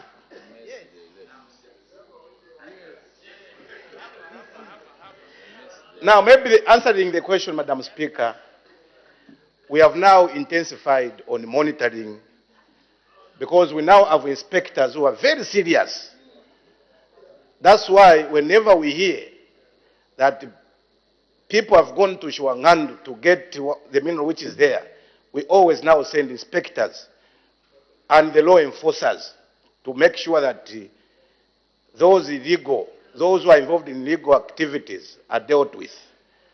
So, transformative mode by also bringing measures that could curb illegality in your respective areas where these minerals are being exploited. And one important thing, Madam Speaker. Point of order, Madam Speaker. Exploration is not mining. We need to understand that exploration is not mining. Order, Honorable Minister. There's an indication for a point of order. The Leader of Opposition, what is your point of order? Thank you, Madam Speaker. My point of order is pursuant to Standing Order 65. Madam Speaker, there was a report on the floor of this House to talk about illicit financial flows, where a syndicated mining activity is taking place in KCM, a very big operation. Is the minister in order to say they've put measures in place to look at these illegal activities when there's a full mining activity going on in KCM up to now, which has not been stopped by this government? Is in order to say they put measures talking about small miners when we've got over 100 machines in KCM working every day, and the minister is there now to stop them? I thank you, Madam Speaker. Thank you so much. It's very difficult for the chair to know whether the measures are working or not. So because of that, I'm going to reserve my ruling so that I study the matter in details and come back to this House with an informed ruling. Thank you. We may continue. The Honorable Minister was on the floor. Thank you, Madam Speaker. Madam Speaker, I said we are putting measures. That's why I said we are in a transformative mode. It was very clear, transformative mode. It means there is something that is being done. And Rome was not built in a day, especially where you found a lot of things which were not correct. That's parliamentary, yes. I was writing for a parliamentary word. That was not correct. Obviously, you put some measures in place. But it doesn't mean that there and then everything will just disappear. Obviously, there could be one or two leakages. The reason why we are putting measures in place. So, Madam Speaker, as you had guided, inspectors are now, we have now intensified inspection, and very soon, obviously, those that will be found doing illegal mining definitely will be dealt with. I thank you, Madam Speaker. Thank you. The Honorable Member for Mukushi North. Thank you very much, Madam Speaker. Thank you, Minister, for the responses that you are giving to the people of Mufumbwe and indeed the Zambians at large. I would like to find out, Honorable Acting Minister of Mines, out of the 6,000 plus exploration licenses that were given under the period,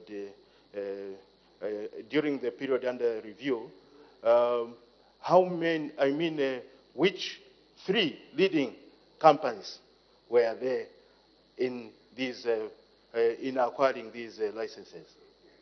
I mean, could you be in the position of stating among the people that obtained these exploration licenses, three of them who were actually leading in acquiring these licenses?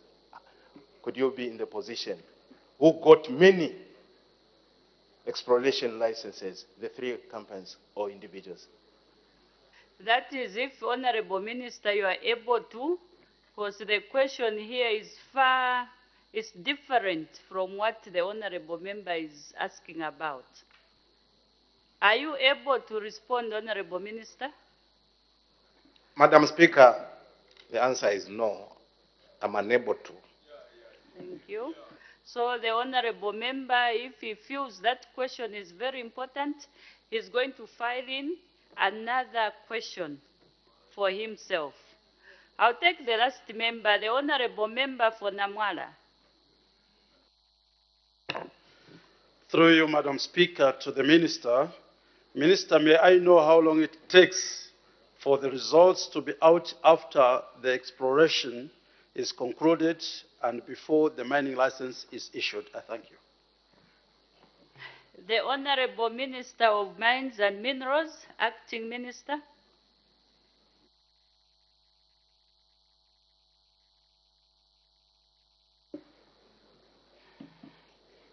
Madam Speaker, thank you very much. As I indicated in my additional information that I had given out, I stated the artisanal, small scale, and also large scale.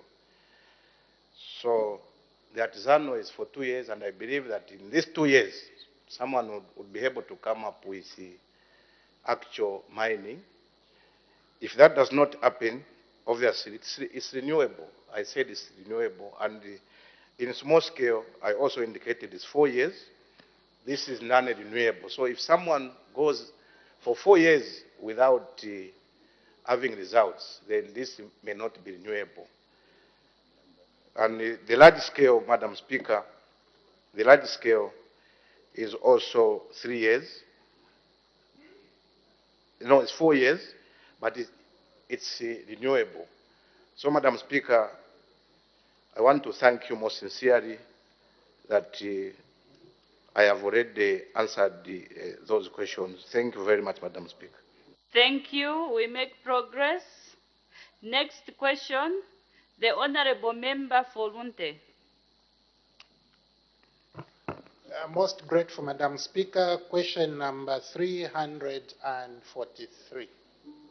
The Honorable Minister of Infrastructure, Housing and Urban Development. We have an acting minister. Thank you, Madam Speaker. The Honorable Member for Lunte, constituency, Honorable Kafwaya, asked the Minister of Infrastructure, Housing and Urban Development when the construction of Lukulu Bridge connecting Kanyanta and Kalungwishi wards in Lunte Parliamentary constituency will be completed. The response, Madam Speaker: the construction of the Lukulu Bridge connecting Kanyanta and Kalungwishi wards in Lunte Parliamentary constituency will be completed before the end of the third quarter of 2023. Madam Speaker, I thank you. Supplementary questions. The Honorable Member for Lunte. Madam Speaker, thank you so much. Madam Speaker, because of the importance of this bridge, I have been compelled to ask the Minister to state what I should do if that assurance he has offered does not come to fruition at the end of third quarter. Madam Speaker, two things have happened because of this bridge. One, because of the high cost of fuel, the people of Mupakauma have suffered going round through Chitoshi or Zakaria Chanda going into Kasama where they buy essential commodities. Two, the people of Mulondo village, children are unable to go to school because most of them go to school at Kanyanta. Now, suppose this government assurance does not materialize at the end of third quarter. What should I do, Honorable Minister? Thank you so much. Thank you. There's an indication for a point of order before the Minister comes in. The Honorable Member for Pambashi. Thank you, Madam Speaker. Madam Speaker, my point of order is in relation to Standing Order number 65B, which insists that government must be coherent and give a corrective position on the Minister of Transport and Logistics. Madam Speaker, His Excellency the President of the Republic of Zambia did give directive that all VXs will be sold. And last week, Order. I have a verbatim. Order. As the time is 10:40 hours, I suspend business for 20 minutes.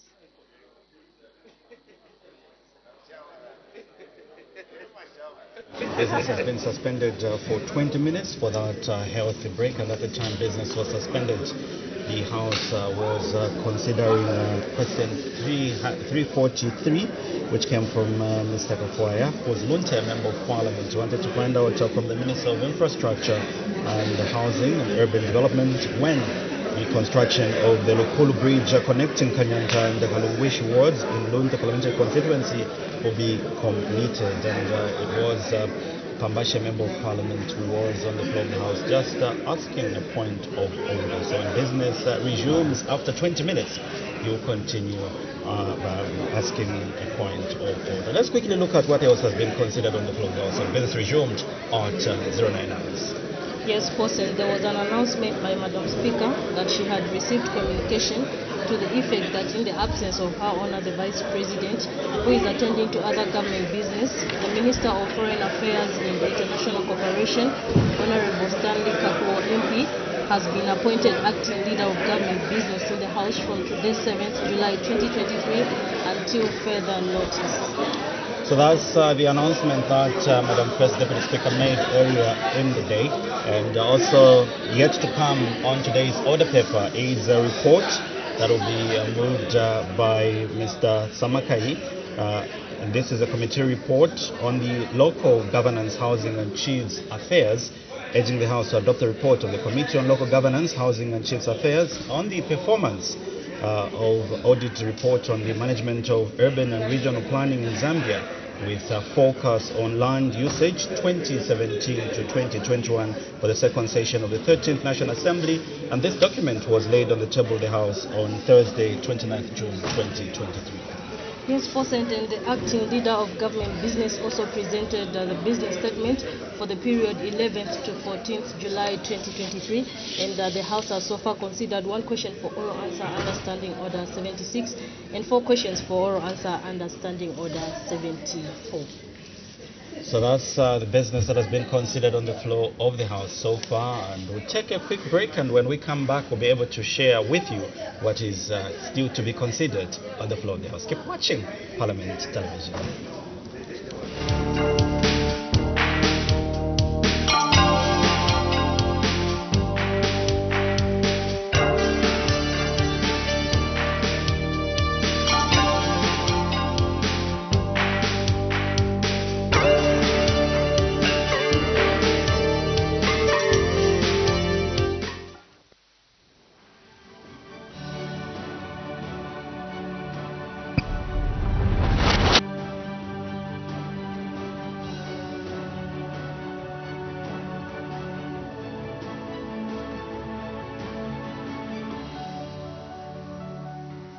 My full names are Peter Simon Piri, Member of Parliament for Malambo constituency in Malambo.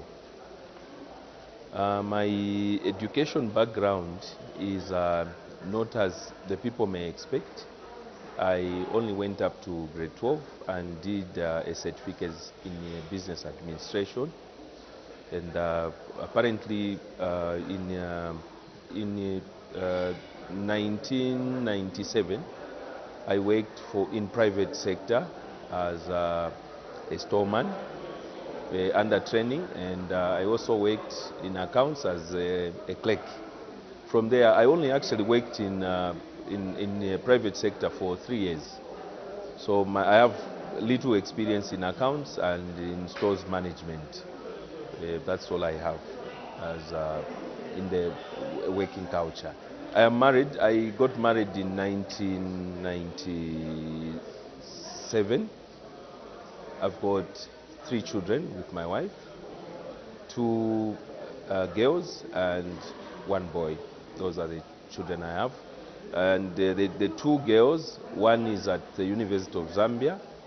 The other one is with Apex University. Actually, she's completing this year. She's doing a pharmacist. And the other one is in grade 12. And I also have another child. He's also doing grade 12. The rest of my children are doing grade 12.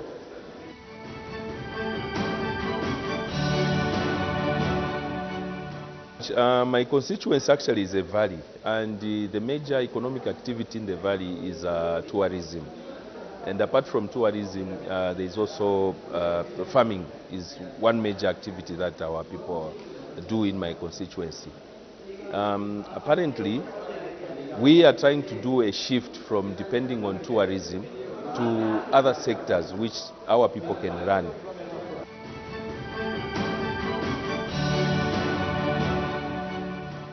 With the coming of CDF, there's a lot that we want to explore as a constituency. We want to make sure that people can stand on their own other than depending on the formal employment that they get from these private sectors.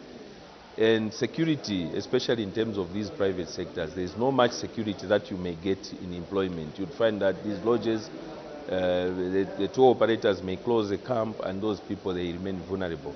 So we want also to sensitize our people that they can stand on their own using the CDF fund that has been brought to us. As you may be aware, there is a component of grants. Although we have noticed the trend that is happening in the grants, that when you give people, women or the young ones, the youth, they are sharing that money instead of investing that money into the activity that they propose on the forms that they present to the council. Upon receiving the money, some of them are just ending up sharing that money. So in this case, we want to urge our people to be focused, because that is part of government program that has been put forward, that we help the unemployed so that they can sustain themselves other than waiting for the government to employ them. And I would want to make a mention that government cannot employ everyone. Government has got its own budget to recruit people. Now, our government, through the able leadership of the President Hakainde Hichilema, introduced the huge sum of money in each constituency, in 156 constituencies, which is 28.3 million where it's sitting. So we want our people to take advantage of this CDF money through the loans and the grants, because the good part of a grant is you don't pay it back, but you'll have the council to come and just monitor and supervise and advise on how you can run the projects that you have. The development agenda in Malambo, I will tell you, we've been lagging behind in Malambo. We have had many MPs in the past, but we haven't seen much coming from the past successful governments that have been there. Now, with the coming of this CDF, my agenda for Malambo constituency is to make sure that we have enough water points in the area, not the hand pump boreholes. We want now to put reticulated water. We put up a stand, we put a tank and everything, so that we can run water in long distances and decongest a borehole. This is the more reason why you find that we have kept on maintaining the same boreholes that were drilled even in the previous governments. It's because it's congested in one area. But if you put a reticulated system, you'd find that there will be so many points where people will be drawing water from. So it will be a lasting one. And more to say is that we have enough sunlight, which God gave us. So we'll be using the solar pumps. They are all over now, from China, from the UK, from wherever. So it's up to us to pick the most durable ones that we can use in those boreholes. And again, as I'm speaking today, I'm expecting to receive earth-moving machines that are coming from here, Lusaka. We procured using CDF, because we've seen, being in the valley, we experience floods in most instances. So we need to keep on maintaining our roads. The roads are terrible. It's very difficult for our farmers actually to transport their produce when they harvest, because of the bad terrains and the roads. So what we have done now, we have procured this, and we want to make sure that we have the all-weather roads in around the area. You will see it. It will be happening very soon. Once these machines are in Malambo, we'll actually call the people to come and receive their equipment, because it's not my equipment, it's the equipment for the people, because it will be doing the work for our people. And we want to urge the people through the councils that we should look after these machines jealously, And we are not going to allow the council to start hiring them outside the district. Each constituency has got a 28.3 million kwacha. So why should we have people from Chipata getting our equipment? So we are not going to allow that. Within the district, as long as it's related with works to be done in our area, we will allow that one. Any social development towards our area, we will allow that one to happen. So this is the more reason why we are very happy as the New Dawn government that the President of the Republic of Zambia enhanced this CDF to that level. We are very happy. As I am speaking today, we have given the youth, they are making about 1,900 desks that are going into the schools, various schools that have no desks. So we have made sure that these desks go to the respective schools that have no desks. And as we sit in the next CDF meeting, we want to also budget for 9,000 desks, because the President has given a directive that by the end of 2023, no child should sit on the floor. And it's quite disheartening. You can imagine during this season, it's very cold, and you find a child sitting on the floor. I was in my constituency a week ago. I went to one of the schools. It's a nice school built, a 1x2. There was absolutely no desk, not even a table, a teacher's table and a chair. There was nothing. So I was very sad, because we had free education during the time of Kaunda. I also benefited from that. Of course, we were sitting on the desks, and we want to make sure that our children, for them to learn well, they must have the proper desks and learning space also. We are also constructing schools. Apparently, as I'm speaking here, we are building a 1x3 classroom block from the same CDF 2022, which will be handed over probably by the end of this month. It will be handed over. It's a school which was upgraded by our colleagues in the PAF in 2018, and nothing was done. There was nothing. And with the coming of this government, we said you cannot just upgrade the school without structures. So we said that is the first thing we are going to do, and we have given them a 1x3 classroom block. And this classroom block, as we hand it over, we want it to be fully furnished, meaning it must have the desks, it must have everything, and then we hand it over to the school so that our children can learn from there. You know, as the people say, or the English say, education is a better equalizer, and it is true. And that is the more reason why you find all of us sitting in that house discussing national matters. It's as a result of the education, and that's the more reason why the President thought of reintroducing the free education, so that every child from very rural areas and any other place can acquire this education.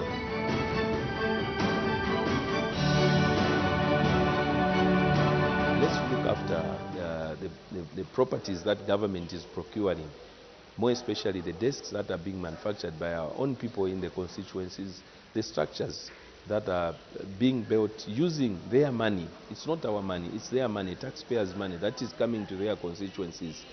I want to urge them to guard them jealously, that no vandal should come to destroy those properties that we are putting up as a community in that area.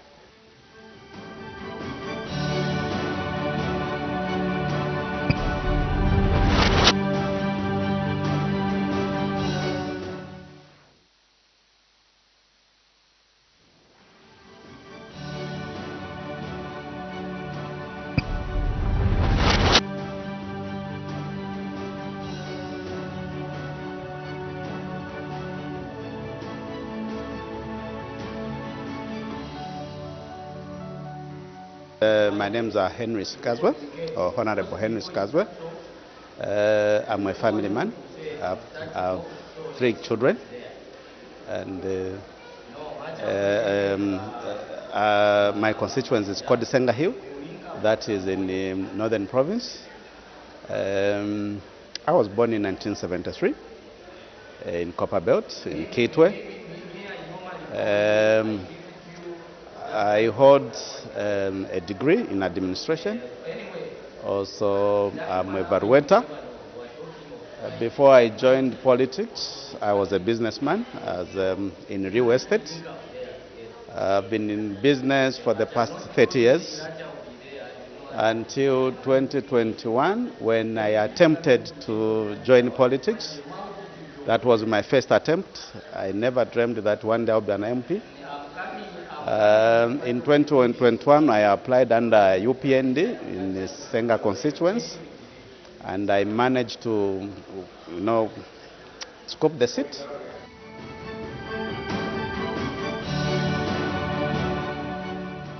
Talking about our district briefly, our constituency, Senga Hill is about 910 kilometers from the capital city of Lusaka, and it's in the middle of Mbala and Kasama.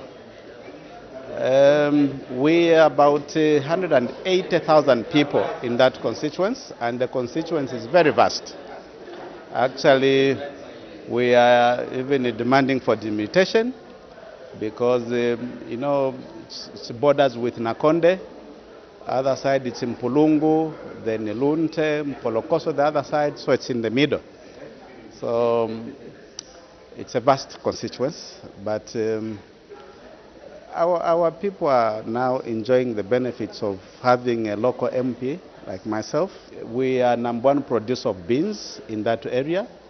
We feed the whole nation and the rest of the other countries.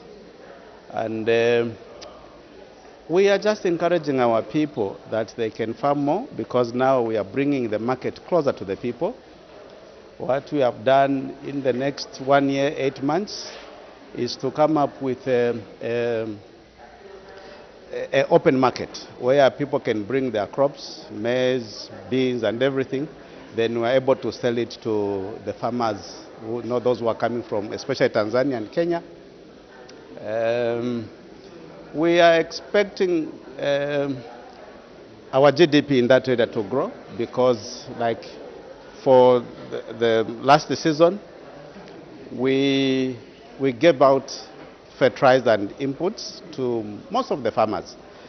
And this time around, we're expecting to have very good harvest.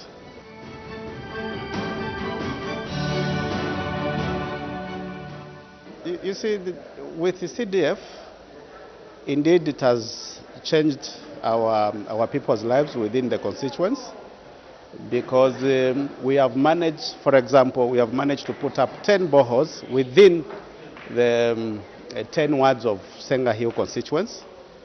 Also, we have managed to construct 1x3 classrooms across the constituencies. This time around, we want to do the roads, just to have the access roads. And we have agreed with my team as CDF committee that we can purchase the earth moving equipment so that we can have our own machinery, so that we don't bother ZNS or RDA.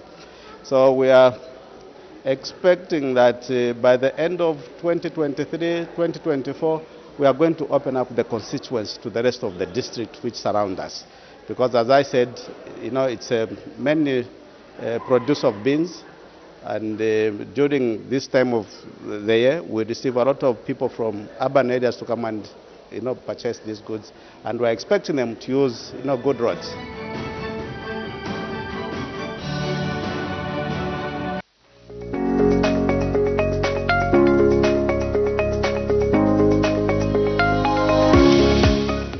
So much for still being with us on Parliament television. The House is still on the 20 minutes health break, and at the time business was interrupted for that health break. The House was considering a question for oral answer under Standing Order 74, and this was question 343, which came from Mr. Kafuaya, who is long-term Member of Parliament, and the question was directed to the Minister of Infrastructure, Housing and Urban Development.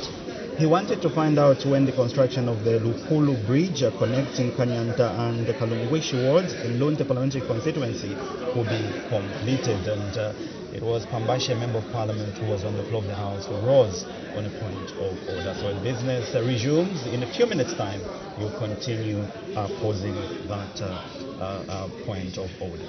Yes, President, and still to come on the order paper, we have a resumption of debate on the Environmental Management Amendment Bill, National Assembly Bill number 6 of 2023, and at the time business was interrupted yesterday. On the floor of the House was the Minister of Green Economy and Environment giving a statement on this bill, and so just now we take you to the floor of the House.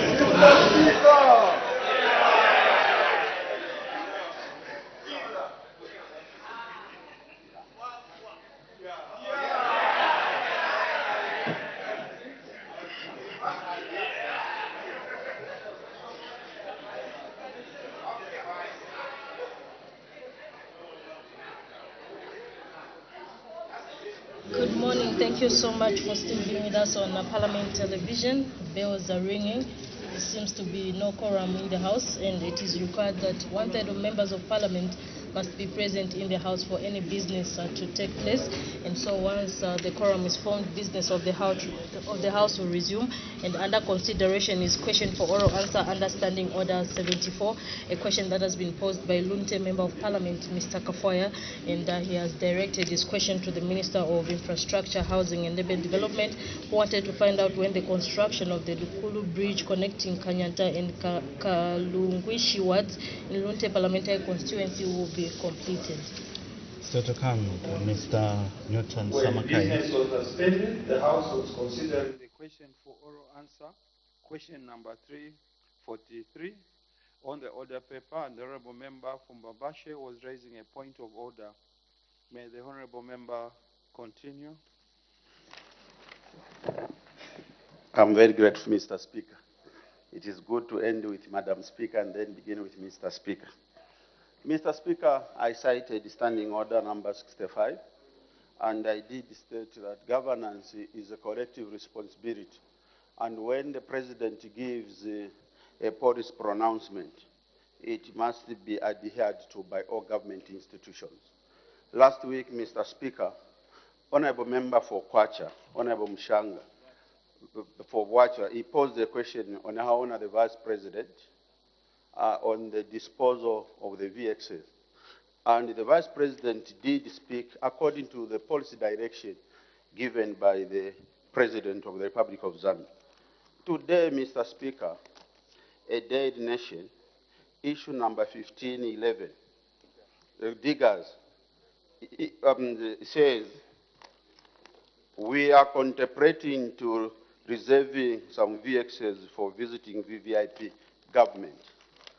And they have quoted the minister responsible for transport and logistics, Mr. Tayari.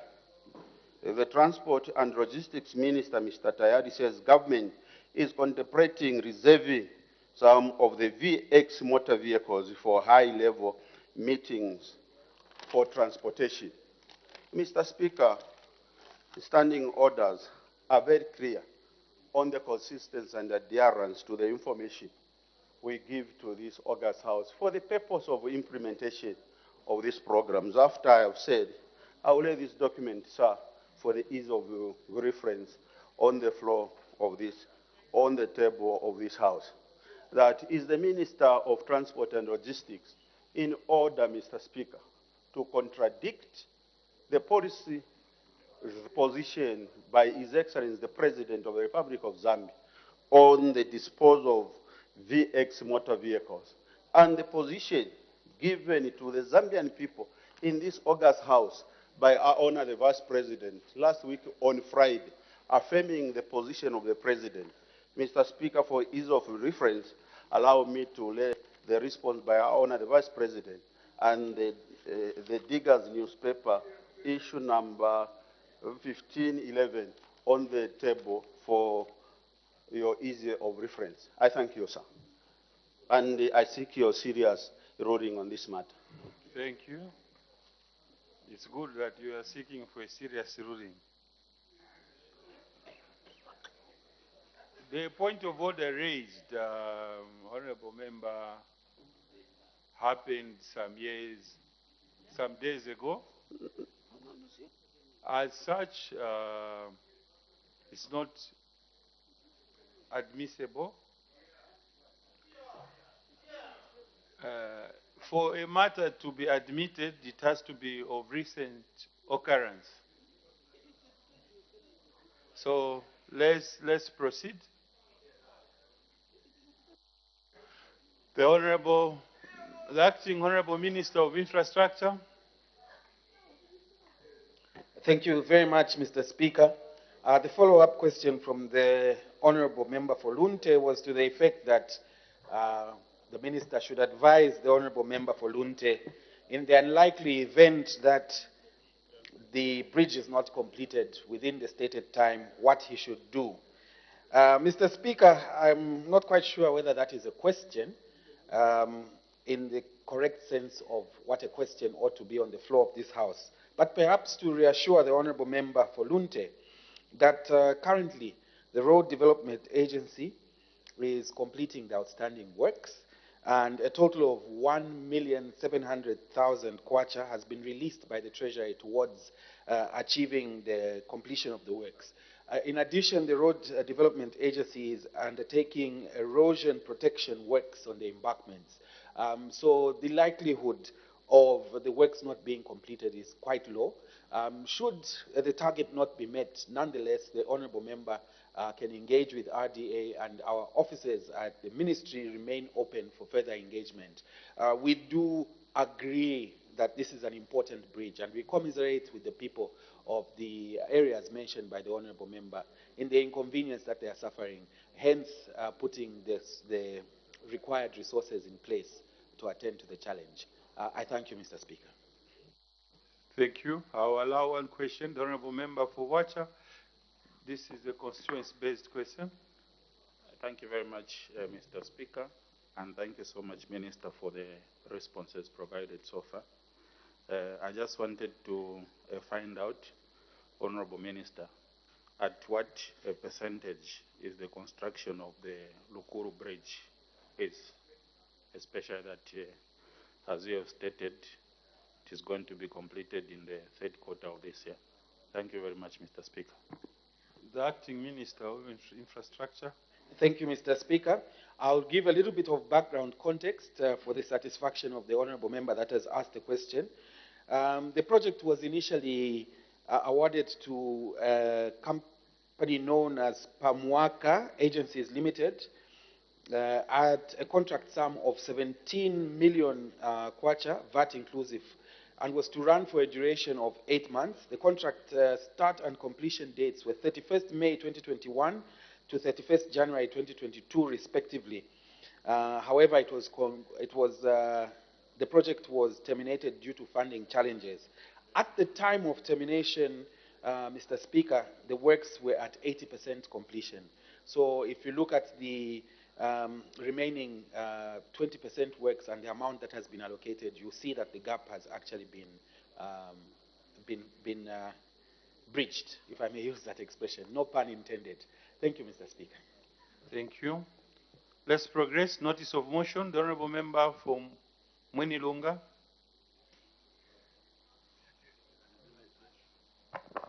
Thank you very much, Mr. Speaker. Mr. Speaker, I beg to move that this House do adopt the report of the Committee on Local Governance, Housing, Chiefs Affairs for the second session of the 13th National Assembly laid on the table of the House on the 29th June 2023. Is the motion seconded? Seconded, Mr. Speaker. Seconded by the Honourable Member for Mandevu. The question is that this House do adopt a report of the Committee on Local Government, Governance, Housing and Chiefs Affairs on the performance audit report of the management of urban and regional planning in Zambia with a focus on land usage 2017-2021 for the second session of the 13th National Assembly laid on the table of the House on Thursday, 29th June 2023. Any debate? The Honourable Member for Mwenilunga. Mr. Speaker, in accordance with the Standing Order number 198, the committee considered an audit report on the management of urban and regional planning with a focus on land usage 2017 to 2021. Mr. Speaker, allow me to comment on some of the key findings from the audit report and the committee's engagement with various stakeholders. Mr. Speaker, it was brought to the attention of the committee that the national urbanization policy was in draft form as at November. Honorable Member for Shuangandu, you've got a min parliament again there.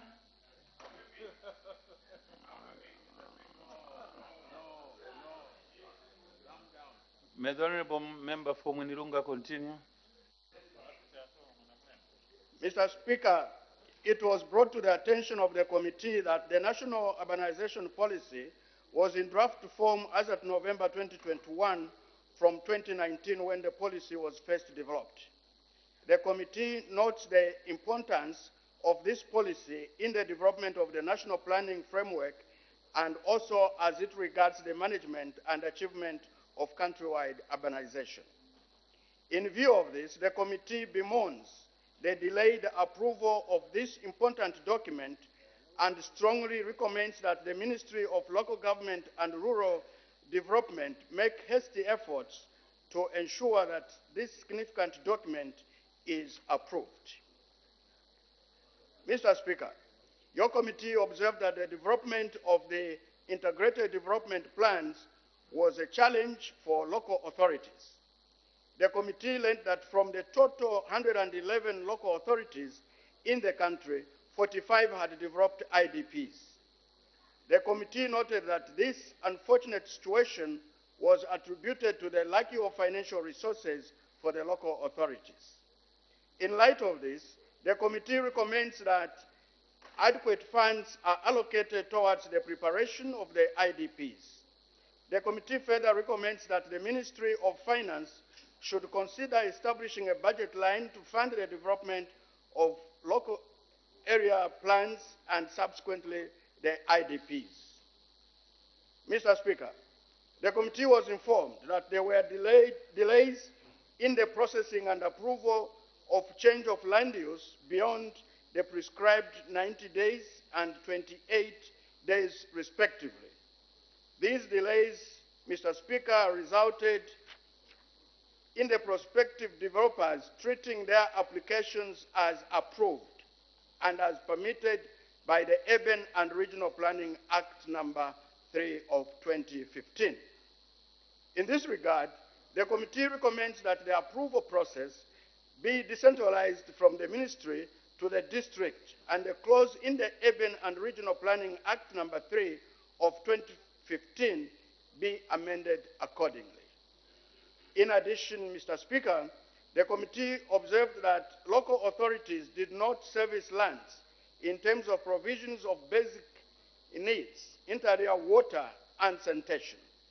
The committee learned that this was due to the high prices that were requested by the commercial utilities to provide these services, a venture that was not easily achieved by the local authorities due to low financial capacity.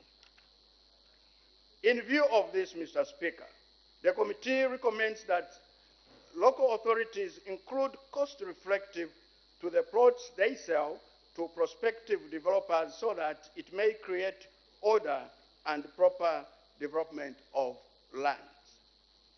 Taking everything into account, Mr. Speaker, allow me to place on record the gratitude of the committee to all the stakeholders who tendered both written and oral submissions. The committee also wishes to thank you, Mr. Speaker, and the Clerk of the National Assembly for your guidance and support rendered to it. Mr. Speaker, I beg to move. Thank you. Does the seconder wish to speak now or later? Now, Mr. Speaker. The Honourable Member for Mandevu. Thank you, Mr. Speaker, for permitting the people of Mandevu to second the motion that this House do adopt the report of the Committee on Local Governance, Housing and Chief Affairs on the performance audit report on the management of urban and regional planning in Zambia, with a focus on land usage during the period 2017 and 2021. Allow me, Mr. Speaker, to thank the Member of Parliament for Mwinilunga, who has ably moved the motion. As I second, I wish to speak to 3 areas. Number 1, which is the development of integrated development plans. Number 2, development in protected areas.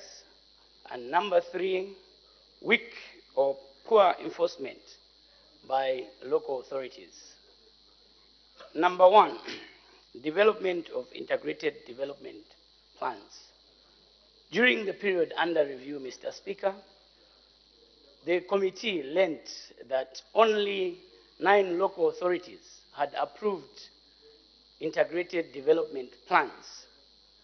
We were gratified during submissions to learn that this number had increased to 27, and we learned that 78 local authorities had the IDPs being developed at different stages, and 11 local authorities have not yet started working on the IDPs.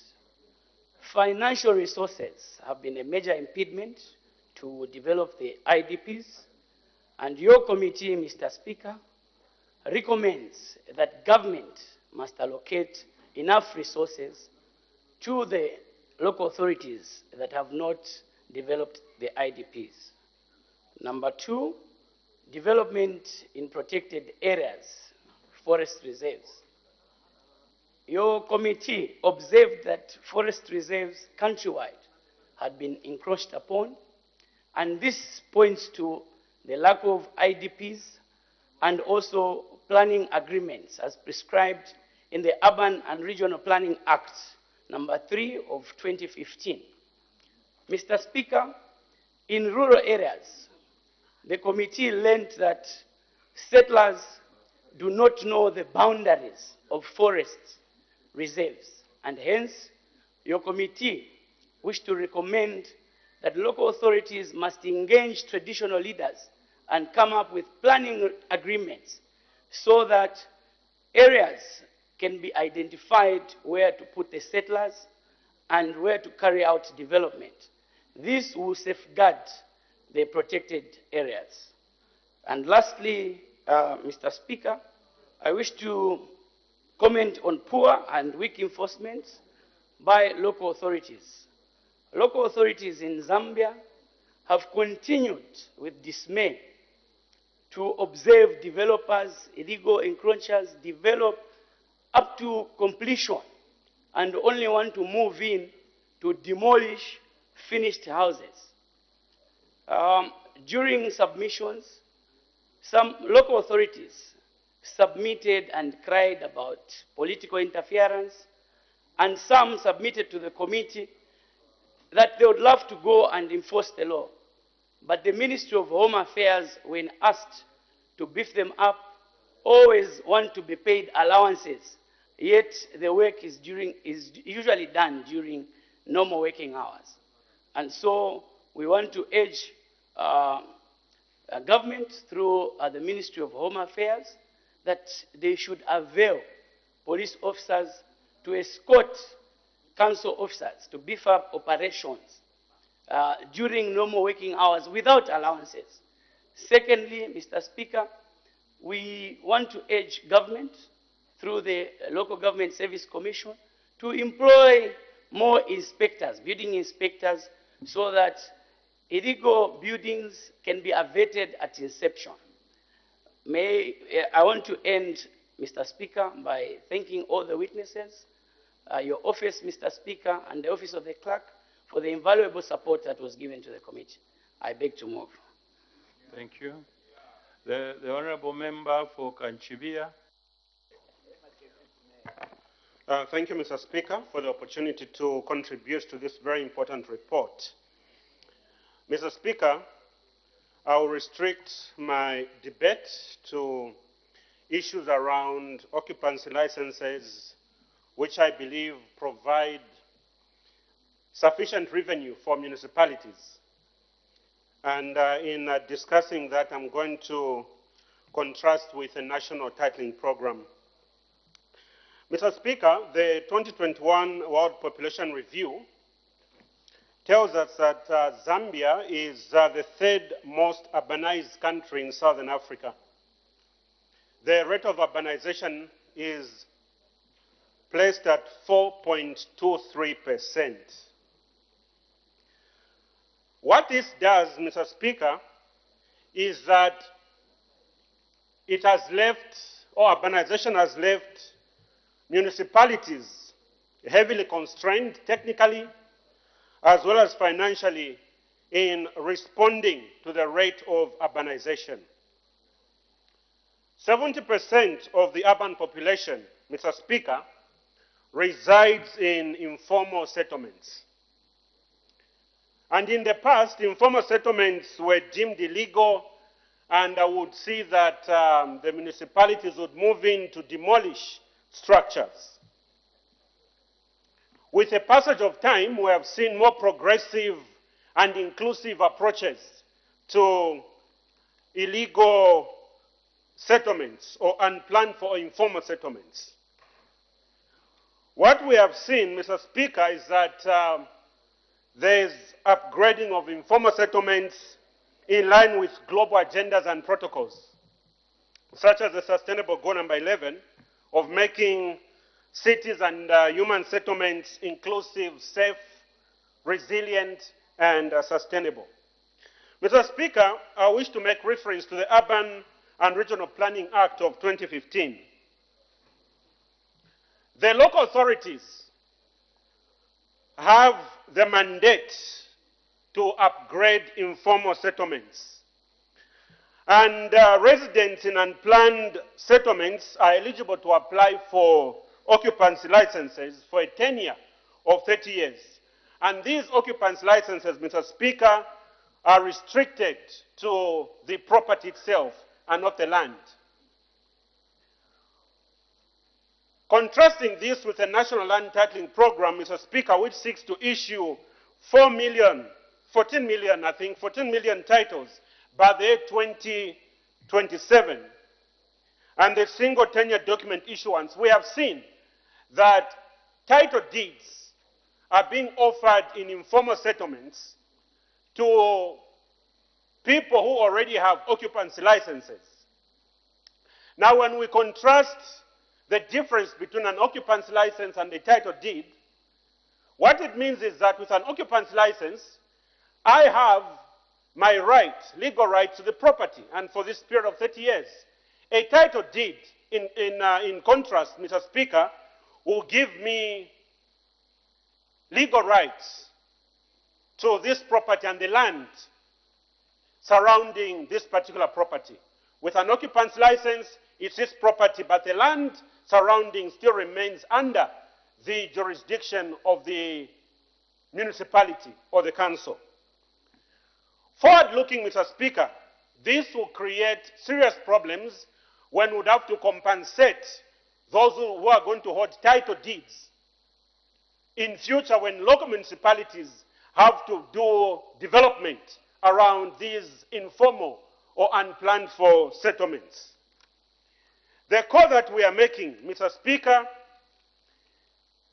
is that the Ministry of Local Government through municipalities is the legal custodian of spatial planning in Zambia. This mandate is being indirectly taken away from the ministry through the National Land Titling Program. And we call for harmonization between the Ministry of Local Government and the Ministry of Lands. The issuance of title deeds to people already possessing title deeds and occupancy licenses, Mr. Speaker, also presents a very big threat in that some of the title deeds could have been surrendered to financial lending institutions as mortgages for loans. But when this is not addressed, you are going to have people who are going to use new title deeds and dupe financial institutions. And at the end of the day, to be financial institutions, the banks losing out on their investment because collateral has been tampered with. Lastly, Mr. Speaker, we wish to call for occupancy licenses which provide adequate revenue for municipalities to be recognized alongside title deeds. This coexistence, Mr. Speaker, will form a basis for of a continuum of land rights. Mr. Speaker, with those few remarks, we wish to support this particular report. Thank you. Thank you. The Honourable Member for Chama North.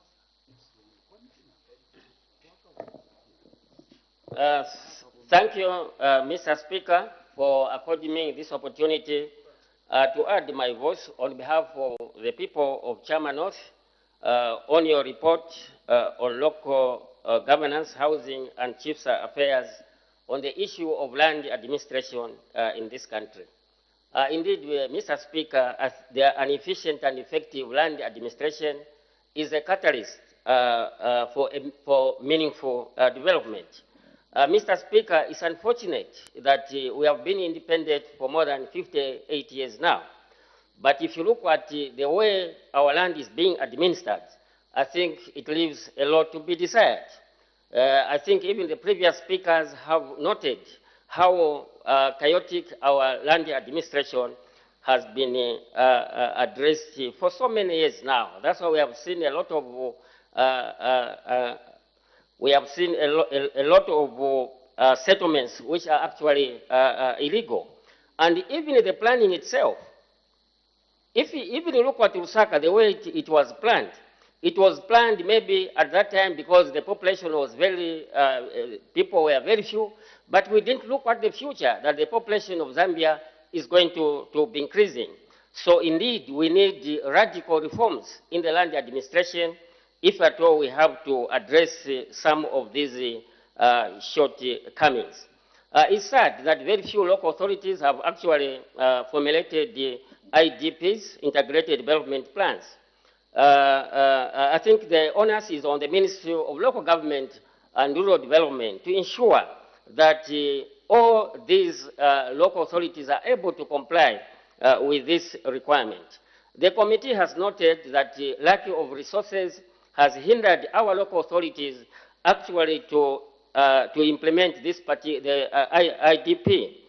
Mr. Speaker, if you remember very well, if we go back to history, some time back, local authorities were financially very sound, and people would even prefer to be employed in local authorities than in some companies like Zamtel and Zesco. But what has happened? It is a fact that some revenue areas were removed from local authorities. For example, water utilities were under local authorities. Motor vehicle licenses were under local authorities. But all these sources of revenue were removed. So I think it is important that as a government, we must ensure that we must put in measures to ensure that these local authorities we broaden the revenue base. Even if you look at the equalization fund, it's not enough. Within the equalization fund, you have to pay salaries. There are so many competing needs. So I think I would like to call upon the Minister of Finance to ensure that I think let's increase equalization fund so that these local authorities are able to meet some of these challenges. The committee also, Mr. Speaker, says there's a need that local authorities charges cost-reflective prices of plots. While we agree with this, but we must also be mindful that land is not a privilege. Accessibility to land should not be a privilege, but I think it should be a right. Even the poor people, the vulnerable people, are supposed to have access to land. So we cannot say, let's make across the board to say all the plots should be cost-effective. I feel that it will be disadvantaging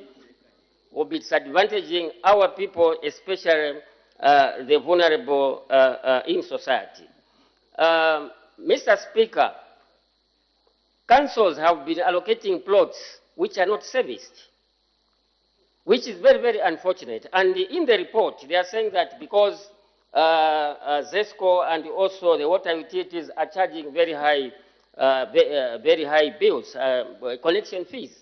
I want to appeal, I think, to the Ministry of Local Government to engage relevant authority ministries like Water and Sanitation or the Ministry of Energy, so that maybe the local authorities can negotiate with ZESCO and these water utilities, so that the tariffs which will be given to these local authorities, I think, are manageable, so that our local authorities are able to ensure that before these plots are given to our people, they must be serviced.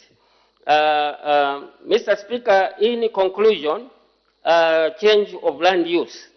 It's very sad that a simple thing like change of land use, it has to take so many days, so many months, and then we are saying that the minister himself should be able to approve. We are talking about decentralization.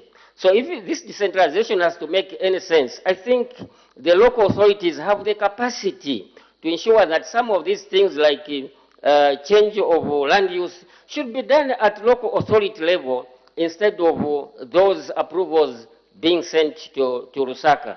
So with these few words, Mr. Speaker, I want to say that I support the adoption of this report. Thank you. The Honourable Member for Namwala. Thank you so very much, Mr. Speaker. Mr. Speaker, allow me to look at the participation of traditional leaders in the local governance. First of all, Speaker, let me take a position that from ab initio I support this report.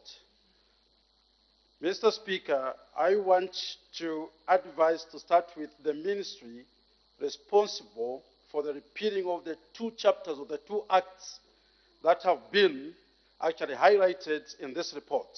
That is Chiefs Act, which is Chapter 287 of the laws of Zambia, and the Registration and Development of Villages Act, which is Chapter 287 of the laws of this country.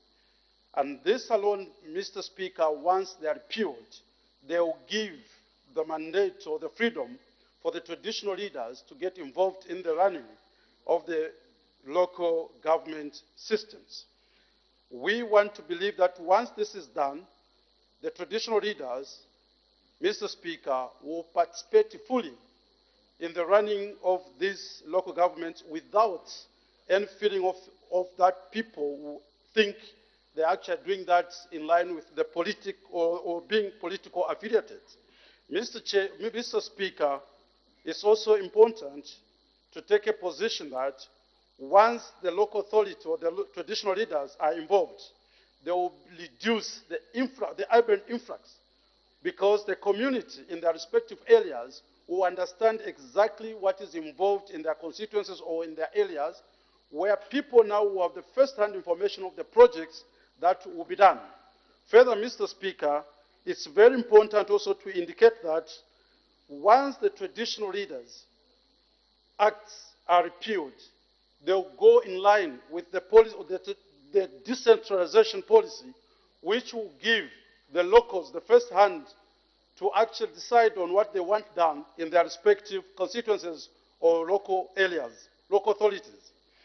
Mr. Speaker, you agree with me that currently, as we stand, the chiefs, yes, indeed, they are involved, but not all traditional leaders are involved. You find that in areas where maybe there are 5 or 4 chiefs, only 2 are allowed to participate in the learning of these projects on a daily basis, or on the daily basis, like I said, but the others are not aware. And that of those 2 or others who are not part of the local government, it becomes very difficult for them actually to sensitize the people they lead on what government is intending to do in their respective constituencies or areas.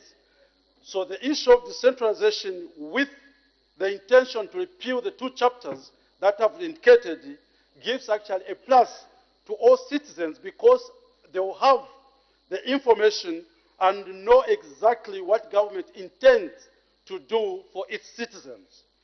Further, Mr. Speaker, it's very important also to note that the local authorities, once given an opportunity to work with the traditional leaders, it will be easy for the authority to access land in areas where some projects ought to be done. Because going by what is obtaining now, when the local authority wants to run some projects, because of having no information, or the traditional leaders not having exactly what is happening in the local authority, it becomes difficult for the local authority to approach the traditional leaders because of not having information that is required for them to understand the importance of the projects that are intended to be done within their areas. Mr. Speaker, the other issue apart from decentralization is also important, that the local government will actually reduce resources or costs to go around sensitizing the locals if the traditional leaders are actually included in all those meetings or line-ups that are done at the local authority. And that alone will actually help the flow of information from the authority to the least person in the community, as the information will be given at one go by the people in authority together with the traditional leaders. So I stand strongly to support this report because of the involvement now that the report intends to actually attain by involvement of two, the locals and the traditional leaders. By so doing, development will be seen every day, everywhere, and people will have a feel of the first-hand information on what is happening in their local authorities. With these few words, Mr. Speaker, I submit. The Honourable Member from Babala. Thank you so much, Mr. Speaker, for giving the good people of Babala an opportunity to pass our comments on the Committee on Local Government, Housing and Chiefs Affairs on the development and review of the integrated development plans. Mr. Speaker, planning is the basis of everything in life and in the development of this nation. Therefore, without planning, any road will lead you anywhere, and you may not know when you have arrived. It is common knowledge that our laws, as reviewed by this report, demonstrate a lacuna or some missing alignment on the legal framework, in line with the questions that were given to this committee, ably moved by Honorable Samakai from Winronga and Honorable Shaka Puswa from Mandevu. Well done, colleagues. Mr. Speaker, the legal framework is showing that we have a serious challenge on understanding what takes precedence between the Urban and Regional Planning Act of 2015 versus the National Budget Act number 1 of 2020. In that, one is talking about developing national planning frameworks, provincial, regional, integrated plans and the like. And having done that, then there comes the National Budget and Planning Act that has produced the national, provincial and district development plans up to the ward. And that is what basically has led us to have the ward development committees, to have the district development committees, to have the provincial development committees, where we are supposed to be invited as members of parliament to participate in the development process. Therefore, Mr. Speaker, we need the ministry to bring an alignment. And I also ride on the comments from my colleague, Honorable Fonamwara, who has also added in the Chiefs and Village Act. We need alignment of these acts for us to be able to get quality out of our land use, because without aligning these various pieces of legislation, Mr. Speaker, we will continue to have some challenges here and there. For example, the funding challenge for the IDPs is attributed to the fact that the National Planning Budget Act seems to take more precedence in that these structures which are outlined under that act are funded, whereas the structures outlined in the urban and regional planning are not funded. Therefore, we need to align these pieces of legislation so that they speak to the same thing and they help us, more so now that we've got CDF, which is a big game changer, thanks to His Excellency President Hakainde Hichilema. This CDF needs to be aligned to the what the words put for development, and in line with our UPND manifesto, as well as the campaign promises that we make as politicians to the communities. The communities are looking forward to the campaign issues to be addressed in the development of their areas. They are asking for the bridges, like it has been demonstrated in my constituency in Bavara. People in Mpinda want a bridge. People in Muyanda want a bridge. They want these bridges to be done because we have campaigned on them. And those must now reflect in the ward development plans. And those aspirations must now move to the district development plans. And they must move into the provincial development plans and finally in the national plans so that they can find themselves in the national budget, budgeted for and implemented in order for Zambia to reach the Agenda 2063, which is the African agenda to develop an urbanized Africa. And we are seeing this urbanized Africa, Mr. Speaker. When you move around our constituencies now, you see huge populations in the areas that were previously not fully inhabited.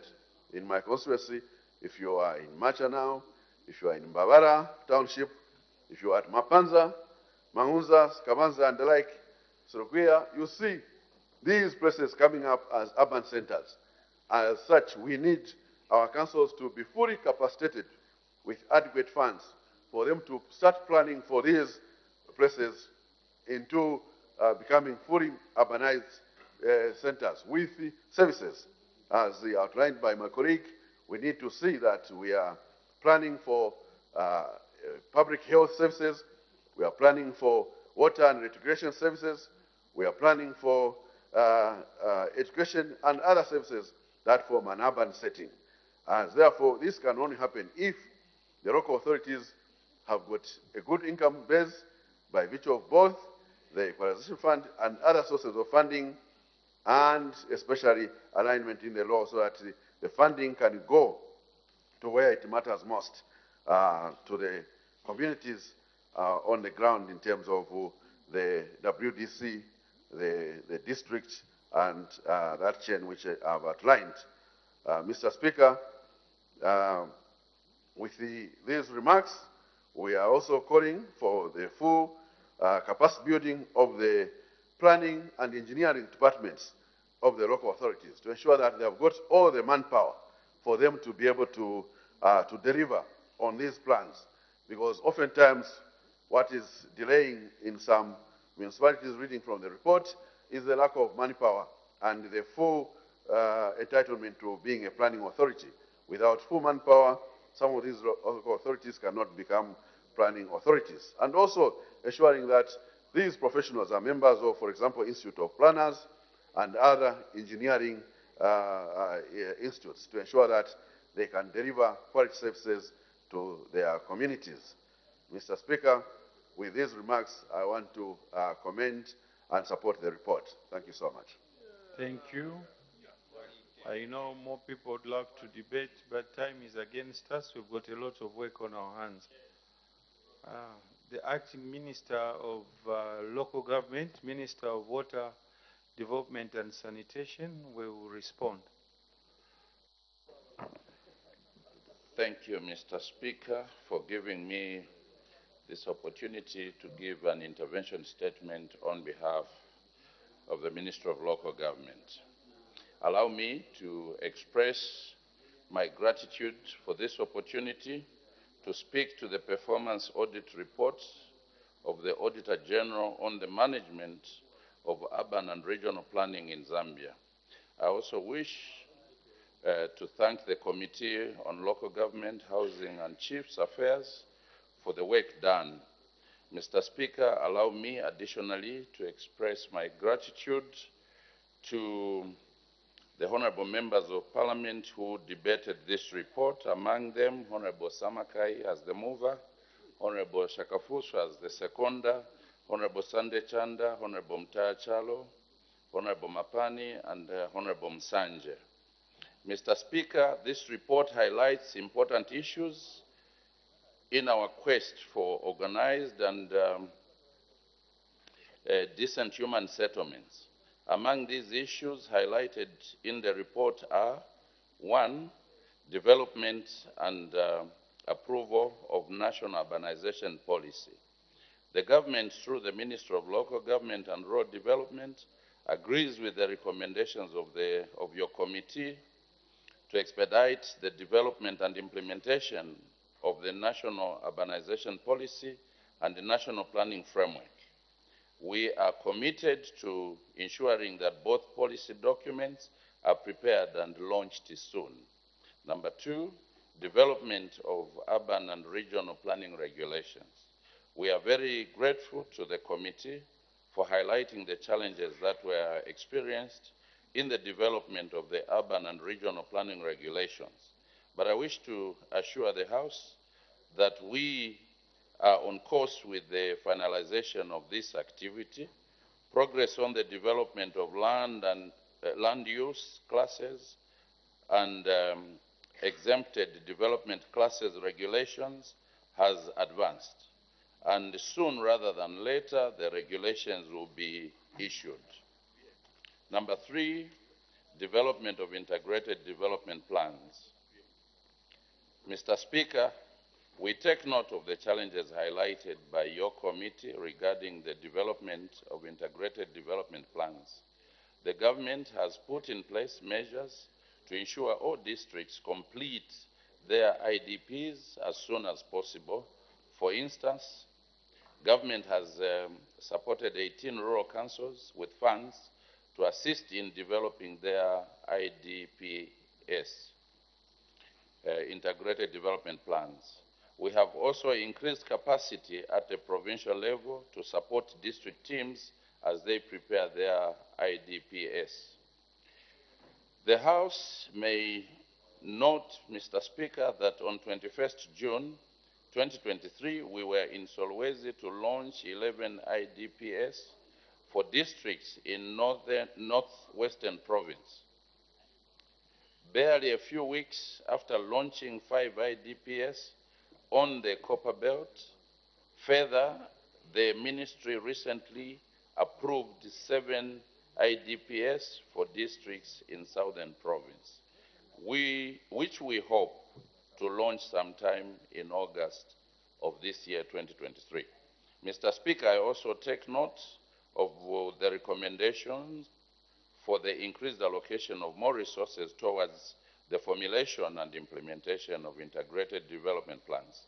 The ministry is working with various cooperating partners to ensure increased financing for development of IDPs. Further, the report alluded to the need to include more stakeholders in the formulation of integrated development plans. I wish to assure this House that the process of developing integrated development plans is very elaborate and consultative. No key stakeholders will be left out of the consultations. Number 4, development of protected areas, forest reserves. Mr. Speaker, government appreciates the recommendation of your committee to continue with the sensitization of traditional authority on the importance of IDPs and planning agreements, which will in turn help prevent encroachment on forests. The government, through the Ministry of Local Government and Rural Development, has been sensitizing traditional leaders on planning agreements and will continue to do so.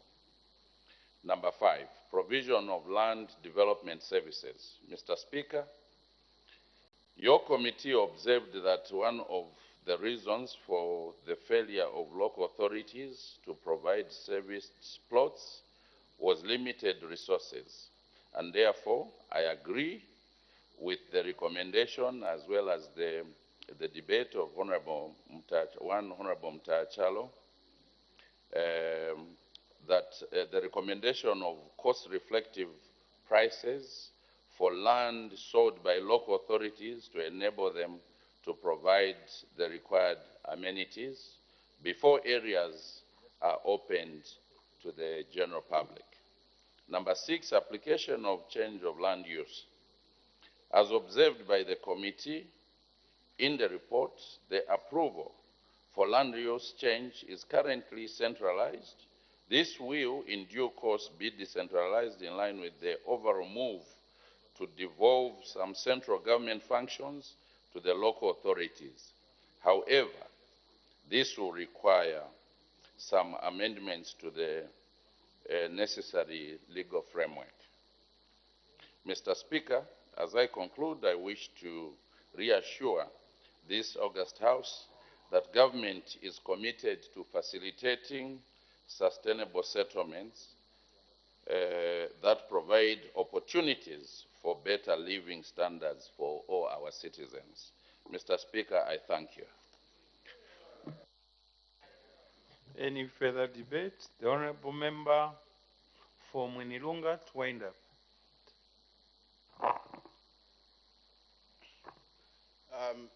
Thank you very much, Mr. Speaker. I would want to thank the members that have debated, Honorable Chanda, Honorable Mutacharo, Honorable Mapani, Honorable Monsanje, who have debated quite ably on this very important subject in the development of our country. Thank you very much. I put the question. The question is that this House do adopt a report of the Committee on Local Governance, Housing and Chiefs Affairs on the performance audit report of the management of urban and regional planning in Zambia with a focus on land usage 2017-2021 for the second session of the 13th National Assembly, laid on the table of the House on Thursday, 29th June 2023. As many of that opinion say aye, or the contrary say no, the ayes have it. The question is resolved in the affirmative. The clerk will now read the orders of the day. The Environmental Management Amendment Bill, National Assembly Bill number 6 of 2023, motion of 6th July, resumption of debate. When business was interrupted yesterday, Thursday, 6th July 2023, the House was considering the second reading stage of the Environmental Management Bill, Amendment Bill of National Assembly, Bill number 6 of 2023, and the Honorable Minister of Green Economy and Environment was giving the principles of the bill. May the Honorable Minister continue. Thank you, Mr. Speaker. Mr. Speaker, the IMA Act was enacted in 2011 to, among others, provide for integrated environmental management, provide for protection and conservation of the environment, and to provide for the sustainable management and use of natural resources. At the time of its enactment, the Act was relevant to the times and was a progressive law in the protection of the environment. However, over the years, the Act has fallen behind in many aspects of environmental management. This may be attributed to the passage of time and the emergence of new environmental challenges, such as the triple planetary crisis of climate change, biodiversity loss, and pollution, including plastic and e-waste pollution. There is therefore an urgent need to amend the Act to address the identified gaps and weaknesses and further provide mechanisms to strengthen the implementation of the policy on environmental management. Mr. Speaker, the Ministry of Green Economy and Environment has identified 6 significant reasons for the strengthening of the Environmental Management Act as follows. 1, the enactment of the Solid Waste Regulation and Management Act number 20 of 2018 took over the domestic waste management function that initially was with Zima under the IMA Act, and it is now with the local authorities. It has now become necessary to harmonize the two acts. 2. The IMA Act does not provide for registration of pesticides and toxic substances, despite the noticed increase in abuse of chemicals in the country by way of suicides and other abuses, and therefore there's need to amend the Act to provide for registration of pesticides. With the creation of the Ministry of Green Economy and Environment, the New Dawn government has embarked on a path of ensuring that the green growth pathways are mainstreamed in Zambia's economy. Hence, there's need to amend the IMA Act to reflect the tenets of a green economy. 4. Following Zambia's ratification of the 2021 Kigali Amendment to the Montreal Protocol on the protection of the ozone layer, there's need to domesticate the said amendment as it advocates for the phasing out of certain gases that contribute towards climate change. Mr. Speaker, the New Dawn government has noted that the penalties imposed on offenders of the IMA Act by our courts are very small and not punitive enough, leading to the rampant increase in offenders, including repeat offenders. In view of this, there's need to amend the IMA Act to provide for minimum penalties which can be imposed by the courts to arrest the impunity observed so far. Mr. Speaker, there's urgent need to regulate the environmental consultants in order to ensure quality environmental impact assessment reports and timely issuance of approvals. Mr. Speaker, lastly, I wish to sincerely thank members of your distinguished committee for the good work they did in scrutinizing the bill and making critical recommendations. Many thanks also to our beloved and their late environmentalists and other stakeholders for actively participating in the consultative process. Mr. Speaker, I thank you. Any further debate? The acting chairperson of the Committee on Energy, Water, Development and Tourism, the Honorable Member for Wusakire. Thank you, Mr. Speaker. Mr. Speaker, in accordance with its terms of reference set out in Standing Orders number 197 and 198 for the National Assembly of Zambia, Standing Orders 2021, the Committee on Energy, Water Development and Tourism was tasked to scrutinize the Environmental Management Amendment Bill number 6 of 2023 for the second session of the 13th National Assembly, deferred to it by the House on Tuesday, 21st March 2023. Mr. Speaker, in carrying out this important task, the committee interacted with various stakeholders who provided both written and oral submissions.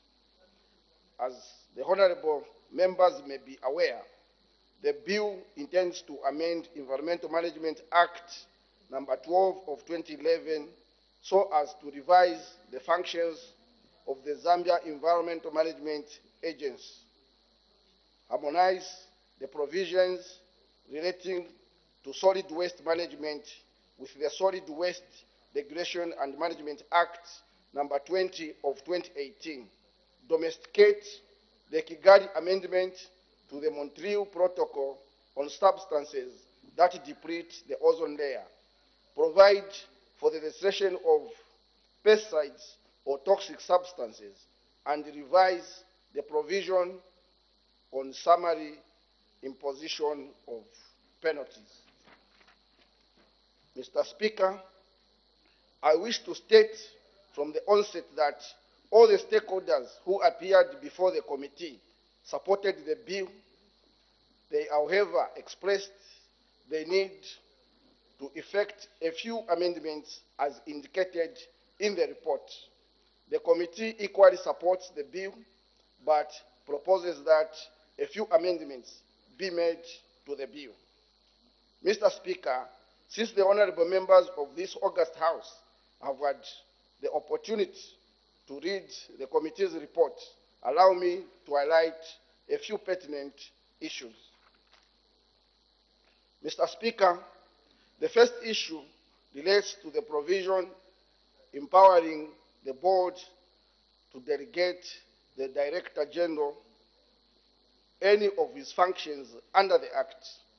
The committee is of the view that this does not reflect rules of good governance, and therefore recommends that the law should clearly state the kind of functions which the board may delegate to the Director General. Mr. Speaker, another similar matter of concern is the provision in the bill to the effect that in exemption of the provision in Section 12A, the Director General may delegate any of his functions under the Act to any other staff of the agency that he considers necessary.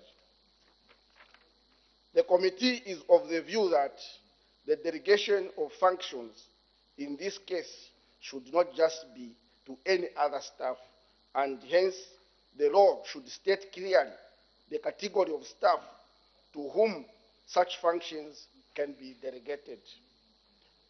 Lastly, Mr. Speaker, most stakeholders who appeared before the committee lamented over the removal of key ministries from the board, such as ministries responsible for local government, water development, national planning, agriculture and health, despite their importance in matters relating to the environment. In this regard, the committee recommends for the creation of a subcommittee of the board that will enable the experts from these other ministries to contribute positively. In conclusion, Mr. Speaker, allow me to place on record the gratitude of the committee to all the stakeholders who tendered both written and oral submissions. The committee also wishes to thank you for your guidance and the clerk of the National Assembly and his staff for the support services rendered to it throughout its deliberations. Mr. Speaker, I thank you. Thank you. The Honourable Member for Kanchiwia. Thank you so much, Mr. Speaker. Mr. Speaker, in supporting this bill, we want to declare interest that we are very much interested in environmental matters as Kanchiwia constituency. So the Environmental Management Amendment Bill becomes critical to some of our aspirations, and it is our prayer that one or two of the submissions we're going to make will be factored into this bill, or the bill will speak to some of our aspirations. Number one, Mr. Speaker, is that while the bill has focused on responding to the gaps existing in the current law, it is our submission that the bill also ought to respond to the opportunities that come with the green economy. We are aware, Mr. Speaker, that the green economy is gold on its own. And in this regard, we would want to see a bill or a law that is forward-looking and unlocking this particular sector for those of us in rural areas who are custodians of forests, Mr. Speaker. And also to provide an opportunity for us to understand what the value of our carbon footprint is as a country and on a continuous basis, and what dividends we are drawing from this resource. Mr. Speaker, secondly, we would want to see that the law speaks to local participation as well as beneficiation to rural communities, such as the one I represent, and the country at large. Thirdly, Mr. Speaker, and probably our last submission, would be that the law ought to bring us to a point where we advocate for debt for nature swaps as a means of reducing debt as well as promoting nature conservation. Mr. Speaker, debt for nature swaps are a sovereign debt restructuring tool, and this would come as part of the package to what the government is working on right now. So our submission is that the bill should be able to package the environment as a resource and allowing us to get to a point where we can start talking about the debt for nature swaps as a country. Mr. Speaker, the debt for nature swaps allows countries to erase their debt in exchange for nature and climate change conservation programs such as decarbonizing the economy, protecting forests, etc. What is the value of saying to our people in Kanchvia that you can no longer, for example, cut down trees or ABCD when you're not giving them a viable alternative? So what we're saying is that this is a resource, and we don't just want to look at it just being us conserving the environment, but we also want to tap into the opportunities, economic opportunities that come with this particular resource. And so for a forward-looking bill, this is what we are demanding for from the ministry. And on that regard, we'll be able to support this particular bill to the extent that it responds not just to the gaps, but it unlocks economic opportunities for our people, especially those of us who are coming from rural areas.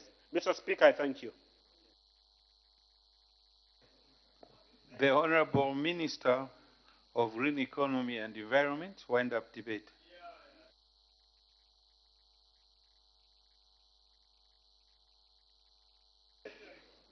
Mr. Speaker, I want to thank the committee for a very job well done. They took their time and scrutinized the bill comprehensively. Mr. Speaker, their submissions, and I want to repeat, all their submissions will be taken into account. To assure Honorable Member from Kanchivia that one of the big submissions in the amendment is to ensure the concept of a green economy is mainstreamed in the economy. I think this is one of the very, very important additions. You realize, Mr. Speaker, that other progressive ideas in this amendment include ensuring that consultants for various projects are regulated to ensure that quality reports are churned out. In the regulations coming, we also want to ensure that the fees for EIAs are reduced, that the penalties are increased. Mr. Speaker, the concerns also raised about delegation by the board of any functions are important submissions from the committee, and these will be looked at. On the inclusion of other ministries of local government, water, resources, energy, and others, I must inform the House that the EIA process is a very, very consultative process. And when you look at the acts enforced under the EIA, all of these are included. The law also allows ZIMA to form several committees where these sectors are presented. So we do not see any gap at all. Mr. Speaker, having not received a lot of opposition from members and having received a lot of support from my members, I can only thank them and that they support the enactment of this bill. Mr. Speaker, I thank you. I put the question. The question is that the bill now read the second time. As men of that opinion say aye. Aye. Of the contrary say no. The ayes have it. The question is resolved in the affirmative. Let the bill read for the second time. The Environmental Management Amendment Bill, National Assembly Bill number 6 of 2023. Committee stage to be taken when? Next Tuesday, Mr. Speaker. Committee stage to be taken next Tuesday. Next order.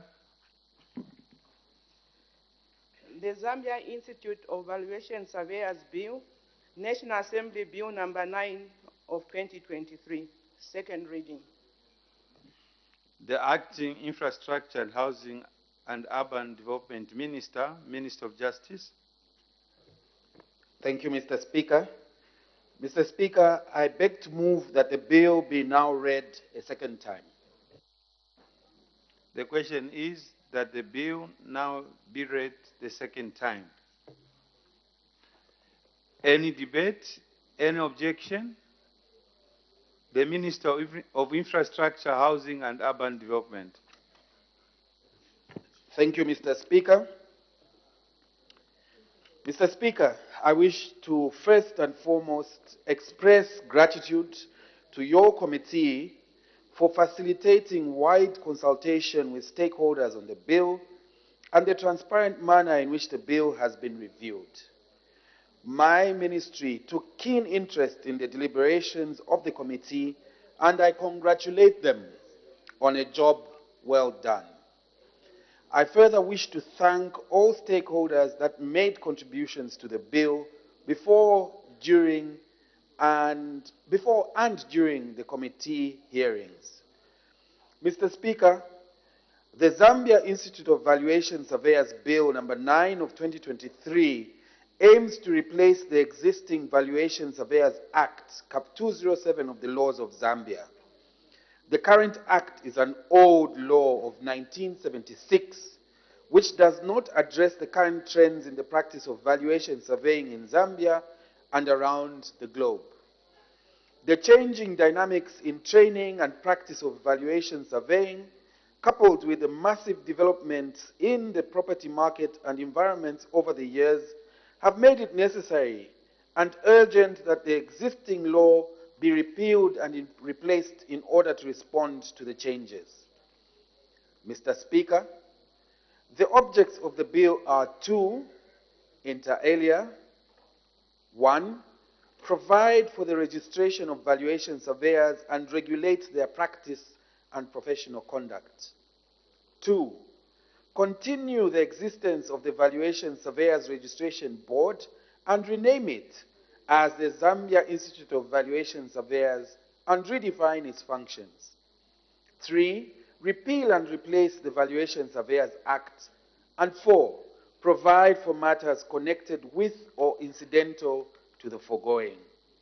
Mr. Speaker, the bill has provided adequately for the objectives as set forth, and I accordingly pray that it shall receive support from the honorable members of this House. Mr. Speaker, I beg to move. Any further debate?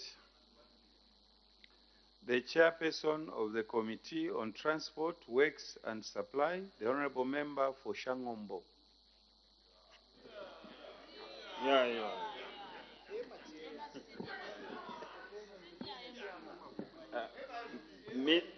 The House is very happy to... Mr. Speaker, the Committee on Transport, Works and Supply was tasked to scrutinize the Zambia Institute of Valuation Surveyors Bill, number 9 of 2023, for the second session of the 13th National Assembly. In order to acquaint itself with the ramifications of the bill, the committee sought both written and oral submissions from various stakeholders, the list of which is at Appendix 1 of this report. Mr. Speaker, from the outset, I wish to put it on record that the committee is in support of this bill. As you may be aware, the bill aims to repeal and replace the Valuation Surveyors Act, Chapter 207 of the laws of Zambia, that was enacted in 1976. Then amended in 1979 and 1994. From this background, it is worth noting that this law has been guiding the operations of the valuation profession in Zambia without being repealed for a long time.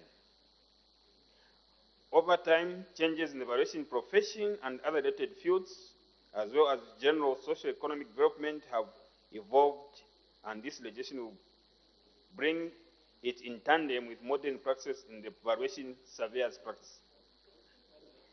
At this juncture, Mr. Speaker, allow me to acquaint the House with some of the concerns raised by some stakeholders that the committee agrees with in relation to the proposed bill. Regarding clause 2, stakeholders observe that this bill only focuses on valuation of real estate, land, property, and facility management. In view of this, they propose that there was need to revise the definition of valuation surveying to include valuation of movable assets, such as motor vehicles, plant, and office furniture. Under clause 8(2)(c), Mr. Speaker, the committee observed that the bill prescribes that the two vice presidents for the institute will be drawn from southern and northern regions, which might cause problems should there be no qualified persons from these two regions. The committee, in agreement with the stakeholders, recommends that the bill should only indicate that there will be two vice presidents, and the details of which region they are picked from should be left in the institute's constitution. Mr. Speaker, this will eliminate the challenges of making amendments to the Act in the event that membership of the institute grows and confining the positions of vice president to southern and northern regions becomes unrepresentative of the expectations of the members of the institute. The committee notes that clause 22 provides for the requirement for a practicing certificate to be put in a conspicuous place at the place of practice by valuation surveyors, without stating the sanctions for failing to do so. In order to protect the public and other category of clients from impersonators, the committee recommends that a subsection be included to indicate penalties for failing to display a practicing certificate in a conspicuous place by registered surveyors. As I conclude, Mr. Speaker, allow me to put it on record that the committee is confident that the proposed bill will enhance visibility of profession and improve standardized valuation and property pricing, which is critical in determining the ramifications of repealing the Valuation Surveyors Act, Chapter 207 of the Laws of Zambia. The committee is therefore hopeful that the bill will receive the support from the House. Mr. Speaker, allow me to thank you for your guidance throughout the committee's deliberations on the bill. I also wish to pay tribute to all the stakeholders who interacted with the committee. Lastly, I wish to thank the Office of the Clerk of the National Assembly of Zambia for the service rendered to the committee during its deliberation. But, Mr. Speaker, I thank you. Thank you. The Honourable Member for Chama South. Thank you, Mr. Speaker. Mr. Speaker, let me begin by thanking your committee for this good report. Nevertheless, I have few comments to make on this bill. Much as it is coming at a time when this profession needs improvement in terms of how it is regulated, how, for example, it is charging fees, because I've seen that the bill is addressing that. Honorable Speaker, the valuation profession is one profession that is intricately linked to the financial sector or financial system of any country. A country that does not have a thriving valuation profession simply indicates how the economic activity of that country probably is stunted. I say so because there is no financial institution in any country in the world that will give out capital without risk assessors in terms of knowing in the event of default how that financial institution will be protected. And this is the work that the valuers do. We have a challenge, Mr. Speaker, which, if possible, we are likely also to move amendments to this bill, Honorable Minister. It was my expectation that this bill should have included the repeal of Zambia Institute of Estate Agents Act, so that this act or this bill should take care the operations of Zambia Institute of Estate Agents. You can imagine, Honorable Speaker, how many people have been affected in this country because of unscrupulous estate agents. And this has been going on. If you look at that act, it has not defined minimum qualifications for one to practice as estate agents. And yet, Zambians are losing millions, if not thousands, of their hard-earned money to these street agents. There is no profession in the world that is regulated like a cooperative.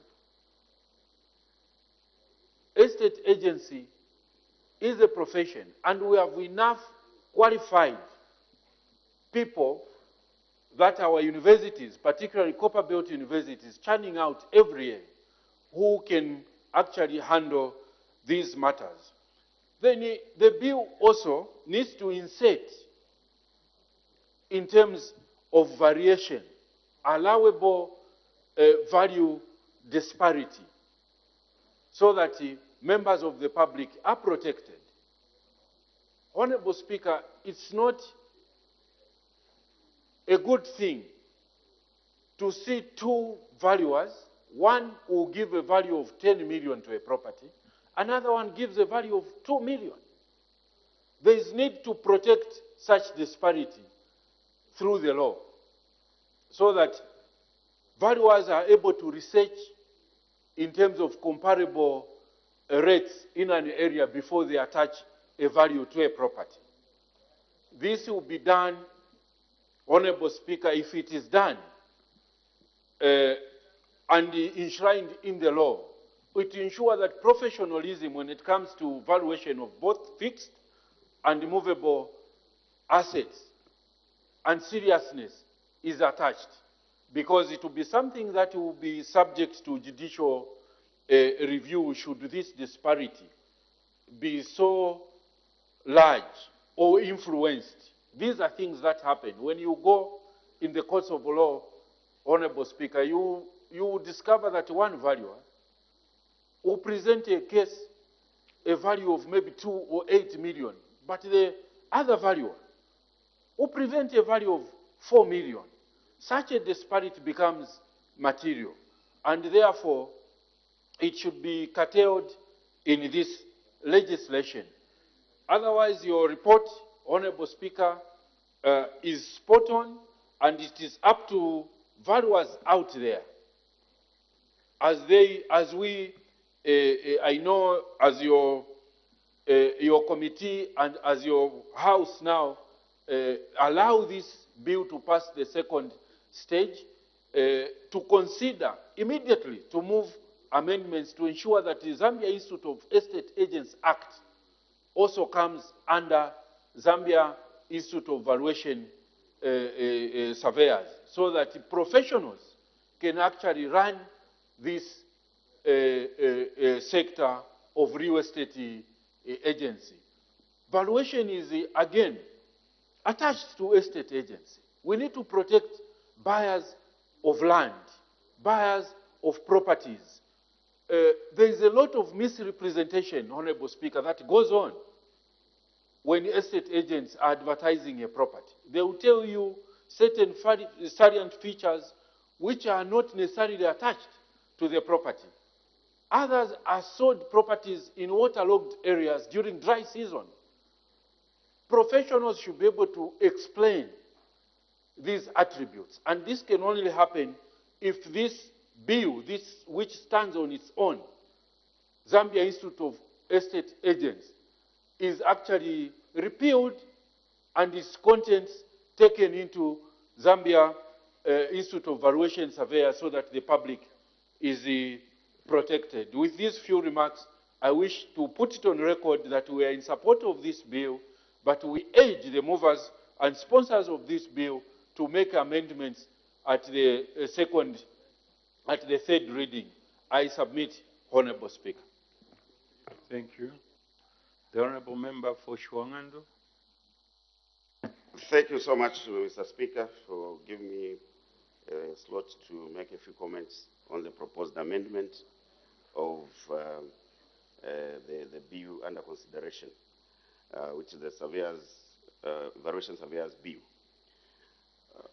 Mr. Speaker, I would like to adopt part of the debate from Honorable Mungando as mine. Indeed, there is a nexus between the estate agents and the valuators' work, which the surveyors, because the agents who are the merchants in the property market depend on the value that is determined by these surveyors. And therefore, it's important that we have professionals with integrity in this industry, because most of the instruments that depend on the valuation of properties are very critical.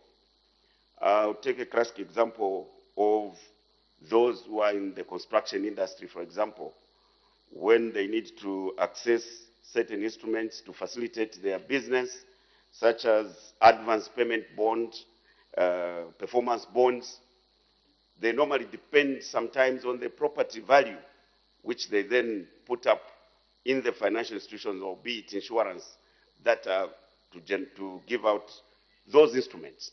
Now, you can imagine if there are some unscrupulous activities where maybe property is undervalued, and at the point of the client trying to cash in a bond, you only to find that that bond is not tallying, the value of the bond, of maybe advance payment bond, is not tallying with the actual value of the property that was put to cover up the issuance of such instruments. So it's very important that we have professionals of integrity. And I support the suggestion by the chairperson when they are saying that it's clause 2,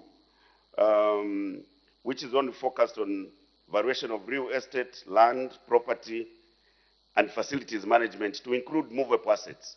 Because now we have seen that financial institutions are able to accept movable assets to cover up for facilities where people want to access financial facilities in different forms.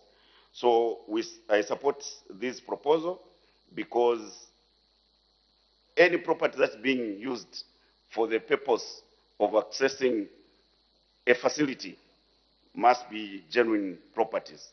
We also need to deal with this tendency of these who masquerade as agents of properties by overstating the value and thereby swindling clients and suspecting clients out of their money.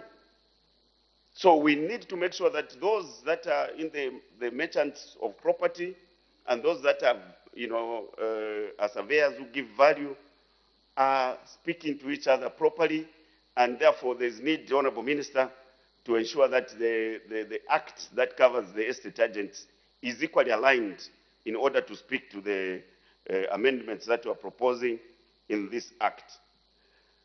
The critical issue that has been raised of these people, displaying their practicing certificates is very critical. Because how do you then identify a real professional from those that are masquerading on the market. It's very important that the sanctions are also spelled out in the law.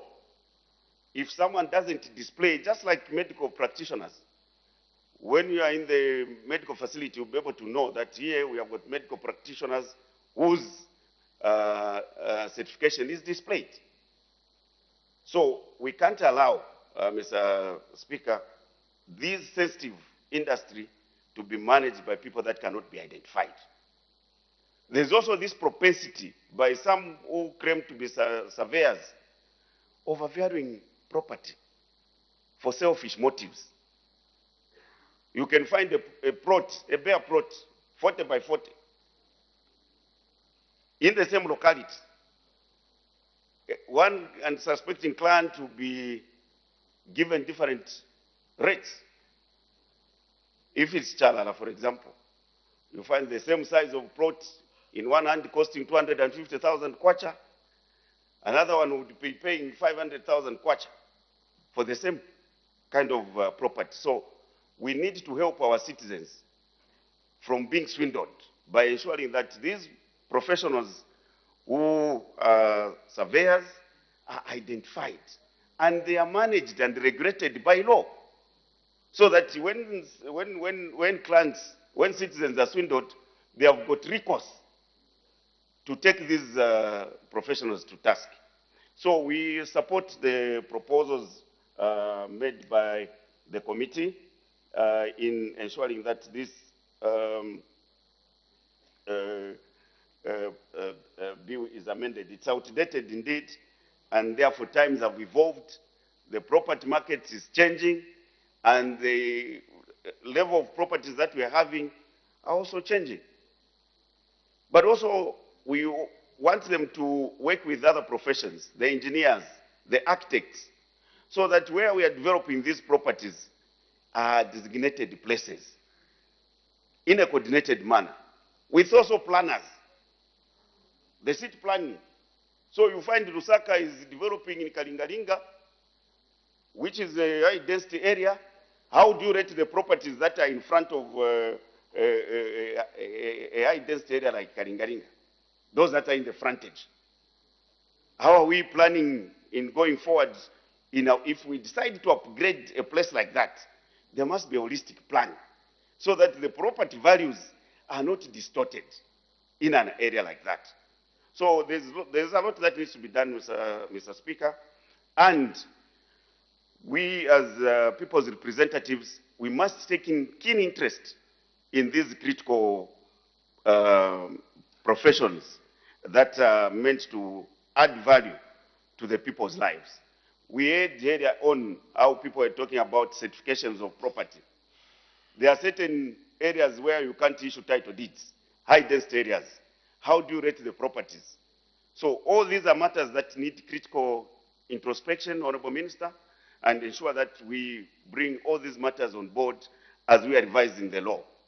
With these few remarks, Mr. Speaker, I wish to support the report from your committee and the proposals that they've made to amend in the bill. I submit, Mr. Speaker. Thank you. The Honorable Minister of Justice, the Acting Minister of Infrastructure, Housing and Urban Development, to wind up debate.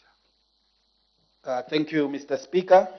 May I take the opportunity to first and foremost thank the honorable members that have debated, including the chairman of the committee, the honorable member for Shangombo, the honorable member for Chama South, and the honorable member for Shiwangandu.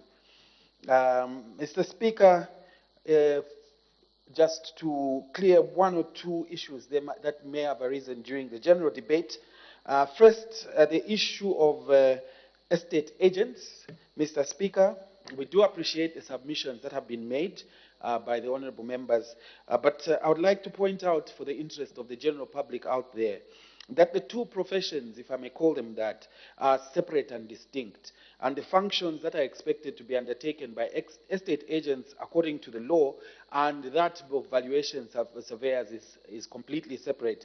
And therefore, perhaps we need to justify why a merging of the two would be necessary. Just to give context to what I'm saying, Mr. Speaker, if one looks at the regulations issued under the Estate Agents Act, that is the Estate Agents General Regulation, Statutory Instrument number, I believe that is 3 of 2016.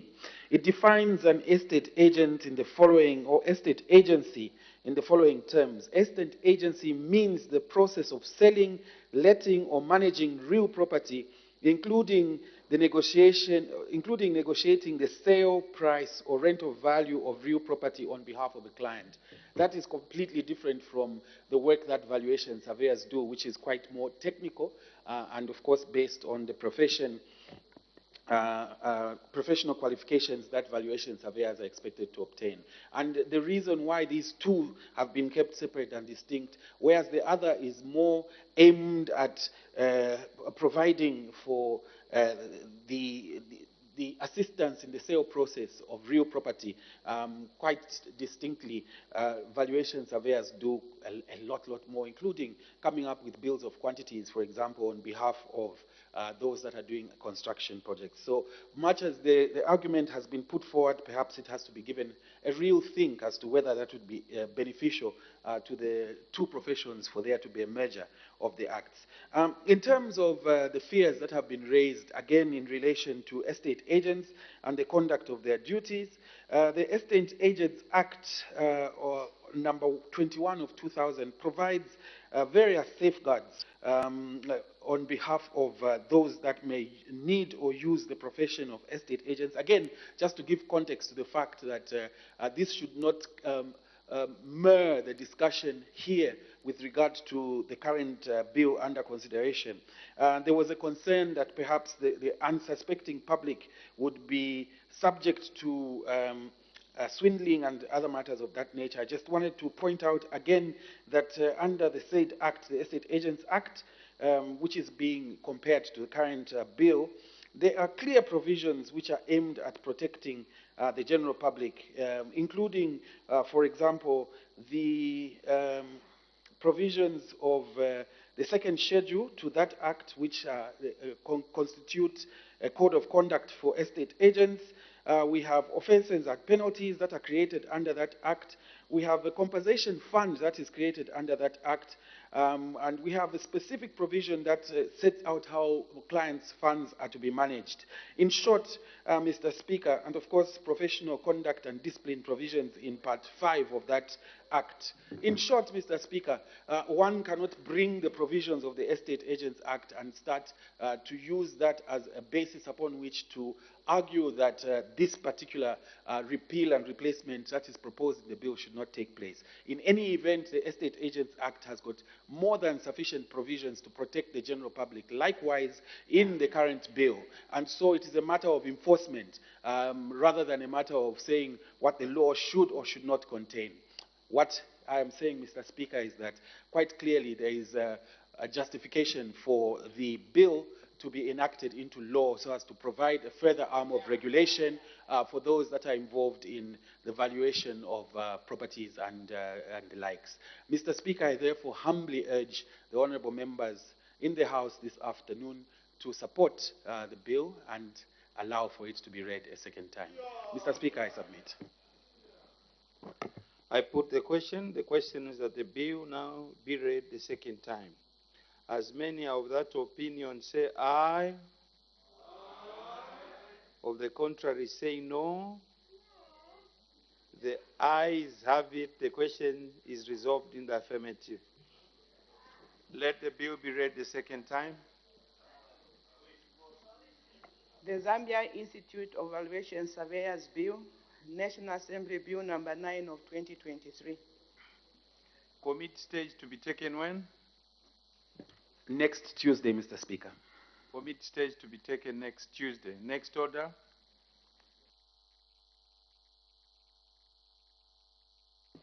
Report of the Committee on Cabinet Affairs, motion of 30th June, resumption of debate.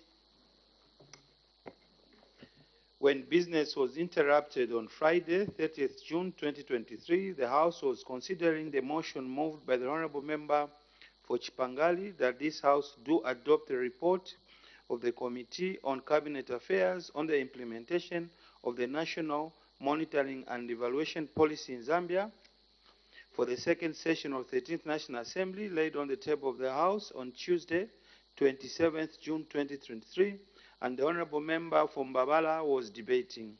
May the Honorable Member continue? Thank you so much, Mr. Speaker. When I was commenting on the report of the Cabinet Affairs, ably moved by Hon Logosha and Madam Chrysostopiri, I mentioned that M&E implies that monitoring is a management tool, and evaluation is also a management tool that helps us to summarize the results of a program.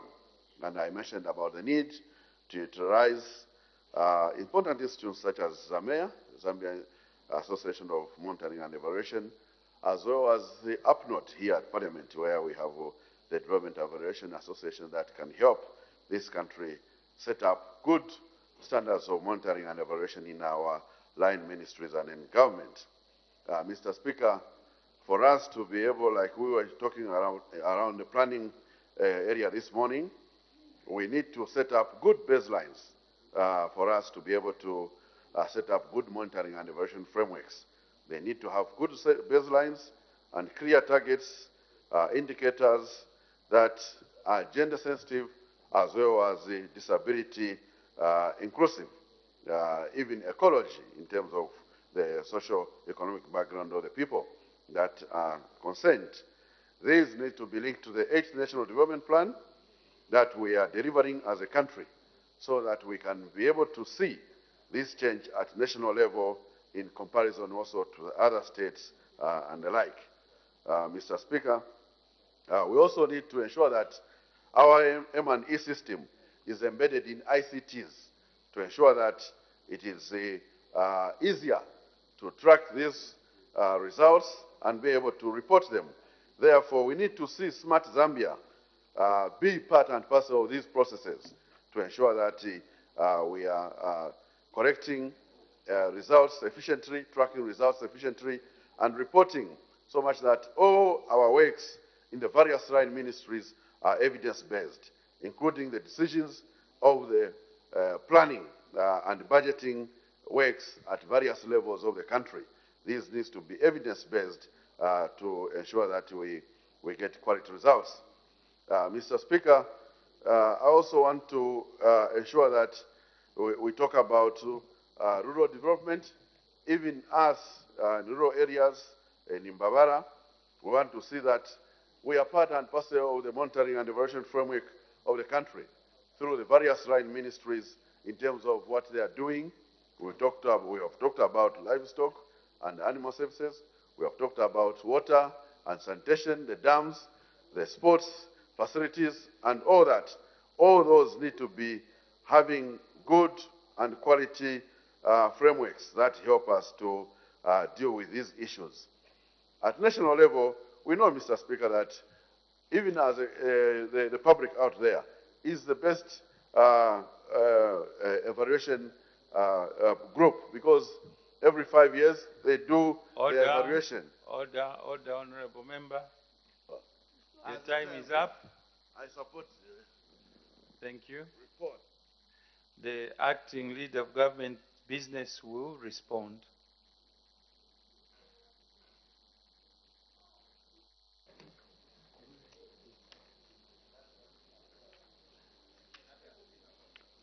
Mr. Speaker, firstly, I would like to thank the Committee on Cabinet Affairs for producing and tabling to this House the implementation process of the National Monitoring and Evaluation Policy for our country. I would also like to note with great appreciation, Mr. Speaker, all the recommendations that the committee has made to government and for having brought to the floor and before this House the need for government to strengthen the conduct of monitoring and evaluation in this country at all levels. Mr. Speaker, we also take note that there is need for us to strengthen the law so as to compel all administrative levels of government and institutions to adhere to the provisions of the National Monitoring and Evaluation Policy. Additionally, Mr. Speaker, all non-state actors will be expected to participate in the implementation of M&E programs, policies, and all activities.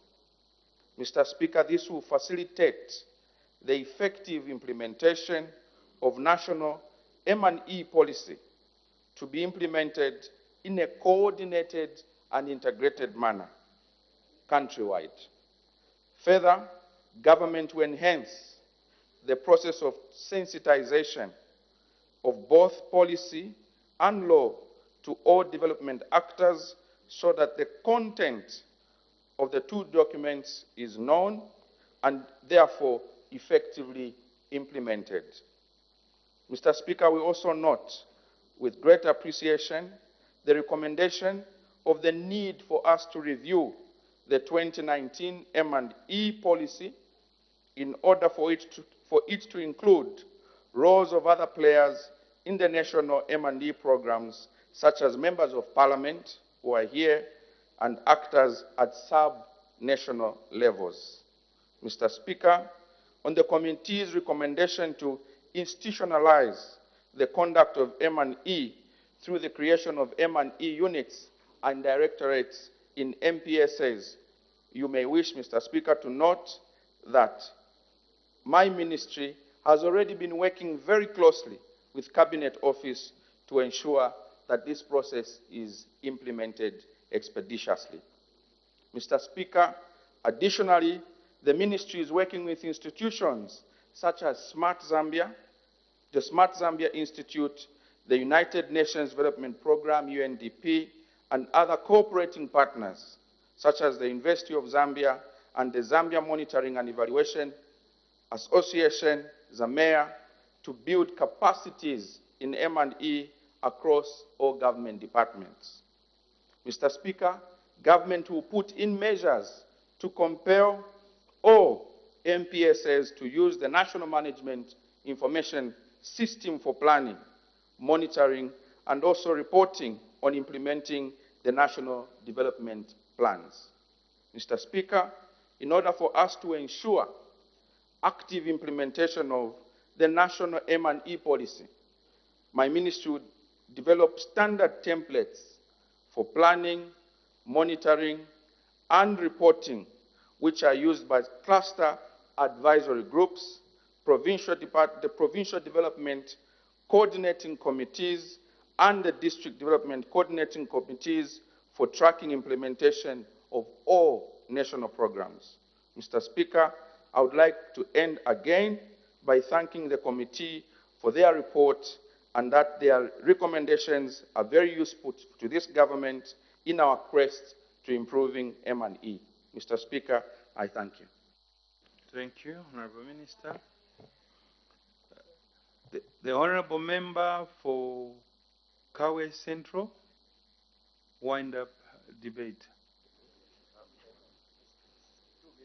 Thank you so much, Mr. Speaker. In winding up debate on the Committee of Cabinet Affairs on the report of the National Monitoring and Evaluation Policy, allow me to say thank you to the debaters of the motion, Honorable Member for Sikongo, MP for Kafinsa, MP for Itestezi, MP for Mbabala, and also a response from the executive for acting leader of government business. Also, Mr. Speaker, allow me to say thank you so much for the support from the Speaker and the supporting staff for making us, enable us to make sure that we dealt with the topical issue very well. Thank you so much. Once more, back to move. Thank you. Thank you. I put the question. The question is that this House do adopt the report of the Committee on Cabinet Affairs on the implementation of the National Monitoring and Evaluation Policy in Zambia for the second session of the 13th National Assembly laid on the table of the House on Tuesday, 27th June 2023. As many are of that opinion, say aye. Of the contrary, say no. The ayes have it. The question is resolved in the affirmative. Next order. Report on the Committee on National Security and Foreign Affairs. Motion of 5th July. Resumption of debate. When business was interrupted on Wednesday, 5th July 2023, the House was considering the motion moved by the Honorable Member for Kasama Central that this House to adopt the report on the Committee of National Security and Foreign Affairs on the report of the Auditor General on the control and regulation of illegal immigrants in Zambia for the second session of the 13th National Assembly laid on the table of the House on Friday, 23rd June 2023, and the Honorable Member for Shuangandu was debating. May the Honorable Member continue. Thank you so much, Mr. Speaker. Mr. Speaker, before we adjourned on the 5th of July, I'd just started commenting on the proposal by your committee to introduce what they were calling the appeals committee in the processing of permits. And so I was just trying to explain, I don't know if things have changed now, that the composition of the committee that scrutinizes permits under the immigration department the composition draws members from different security wings as they scrutinize the first stage of the appeals. And when the appeal is denied, there is a second chance for the applicant to appeal to the Director General. And when they are not successful, they then appeal to the Minister's office. Now, in the Minister's office, it's not like the Minister sits to receive and look at the appeals and make a decision there and then. There is a committee, which is called an appeals committee, which is more similar to what you are proposing in terms of the tribunal, appeals tribunal. So the Minister chairs that committee, which then looks at the merits of the appeal.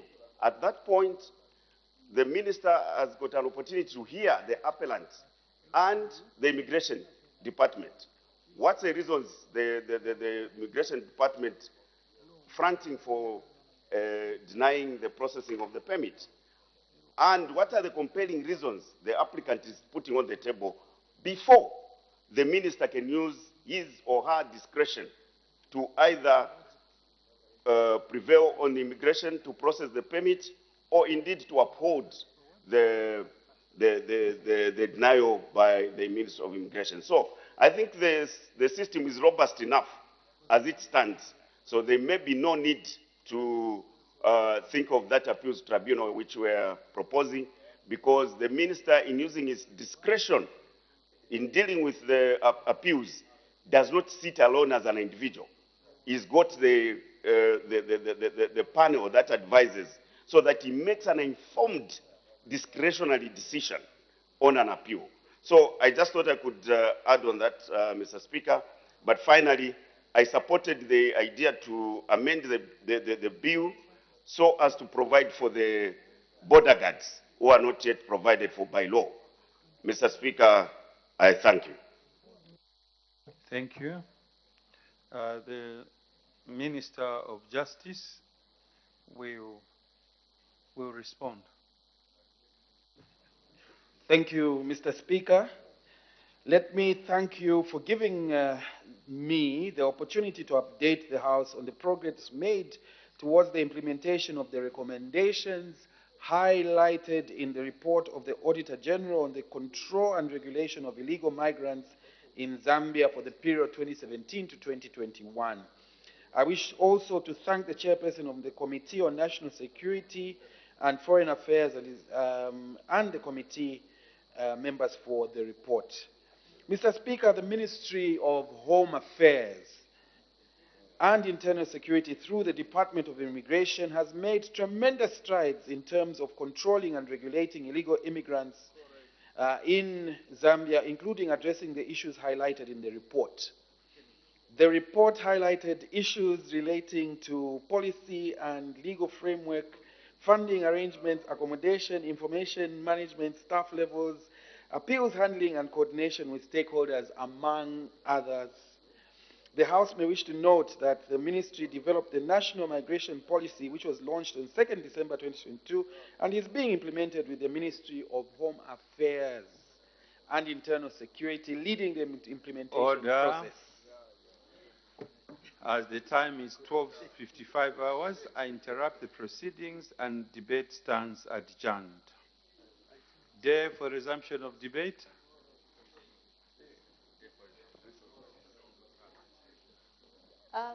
Tuesday, Mr. Speaker. Business to resume next Tuesday. The House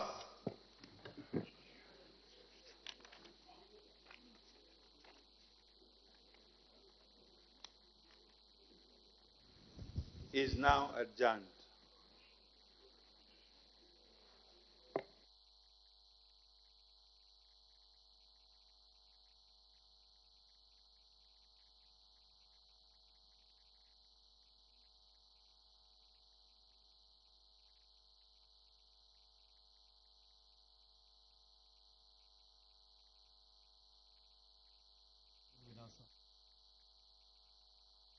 Adjourned, which means the House has equally adjourned till next week on Tuesday. Let's look at what has been considered on the floor of the House, and business resumed at 09 hours today. There was an announcement by Madam Speaker that she had received communication to the effect that in the absence of her Honour the Vice President, who is attending to other government business, the Minister of Foreign Affairs and International Cooperation, Honourable Stanley Kabo MP, has been appointed acting leader of government business in the House from today, 7th July 2023 until further notice. And the acting leader of government business, Honourable Stanley Kakubo, did also inform the House on the House Business Committee, which met on Thursday, 6th July 2023, to determine the scheduled business of the House for next week, covering the period of 11th to 14th of July.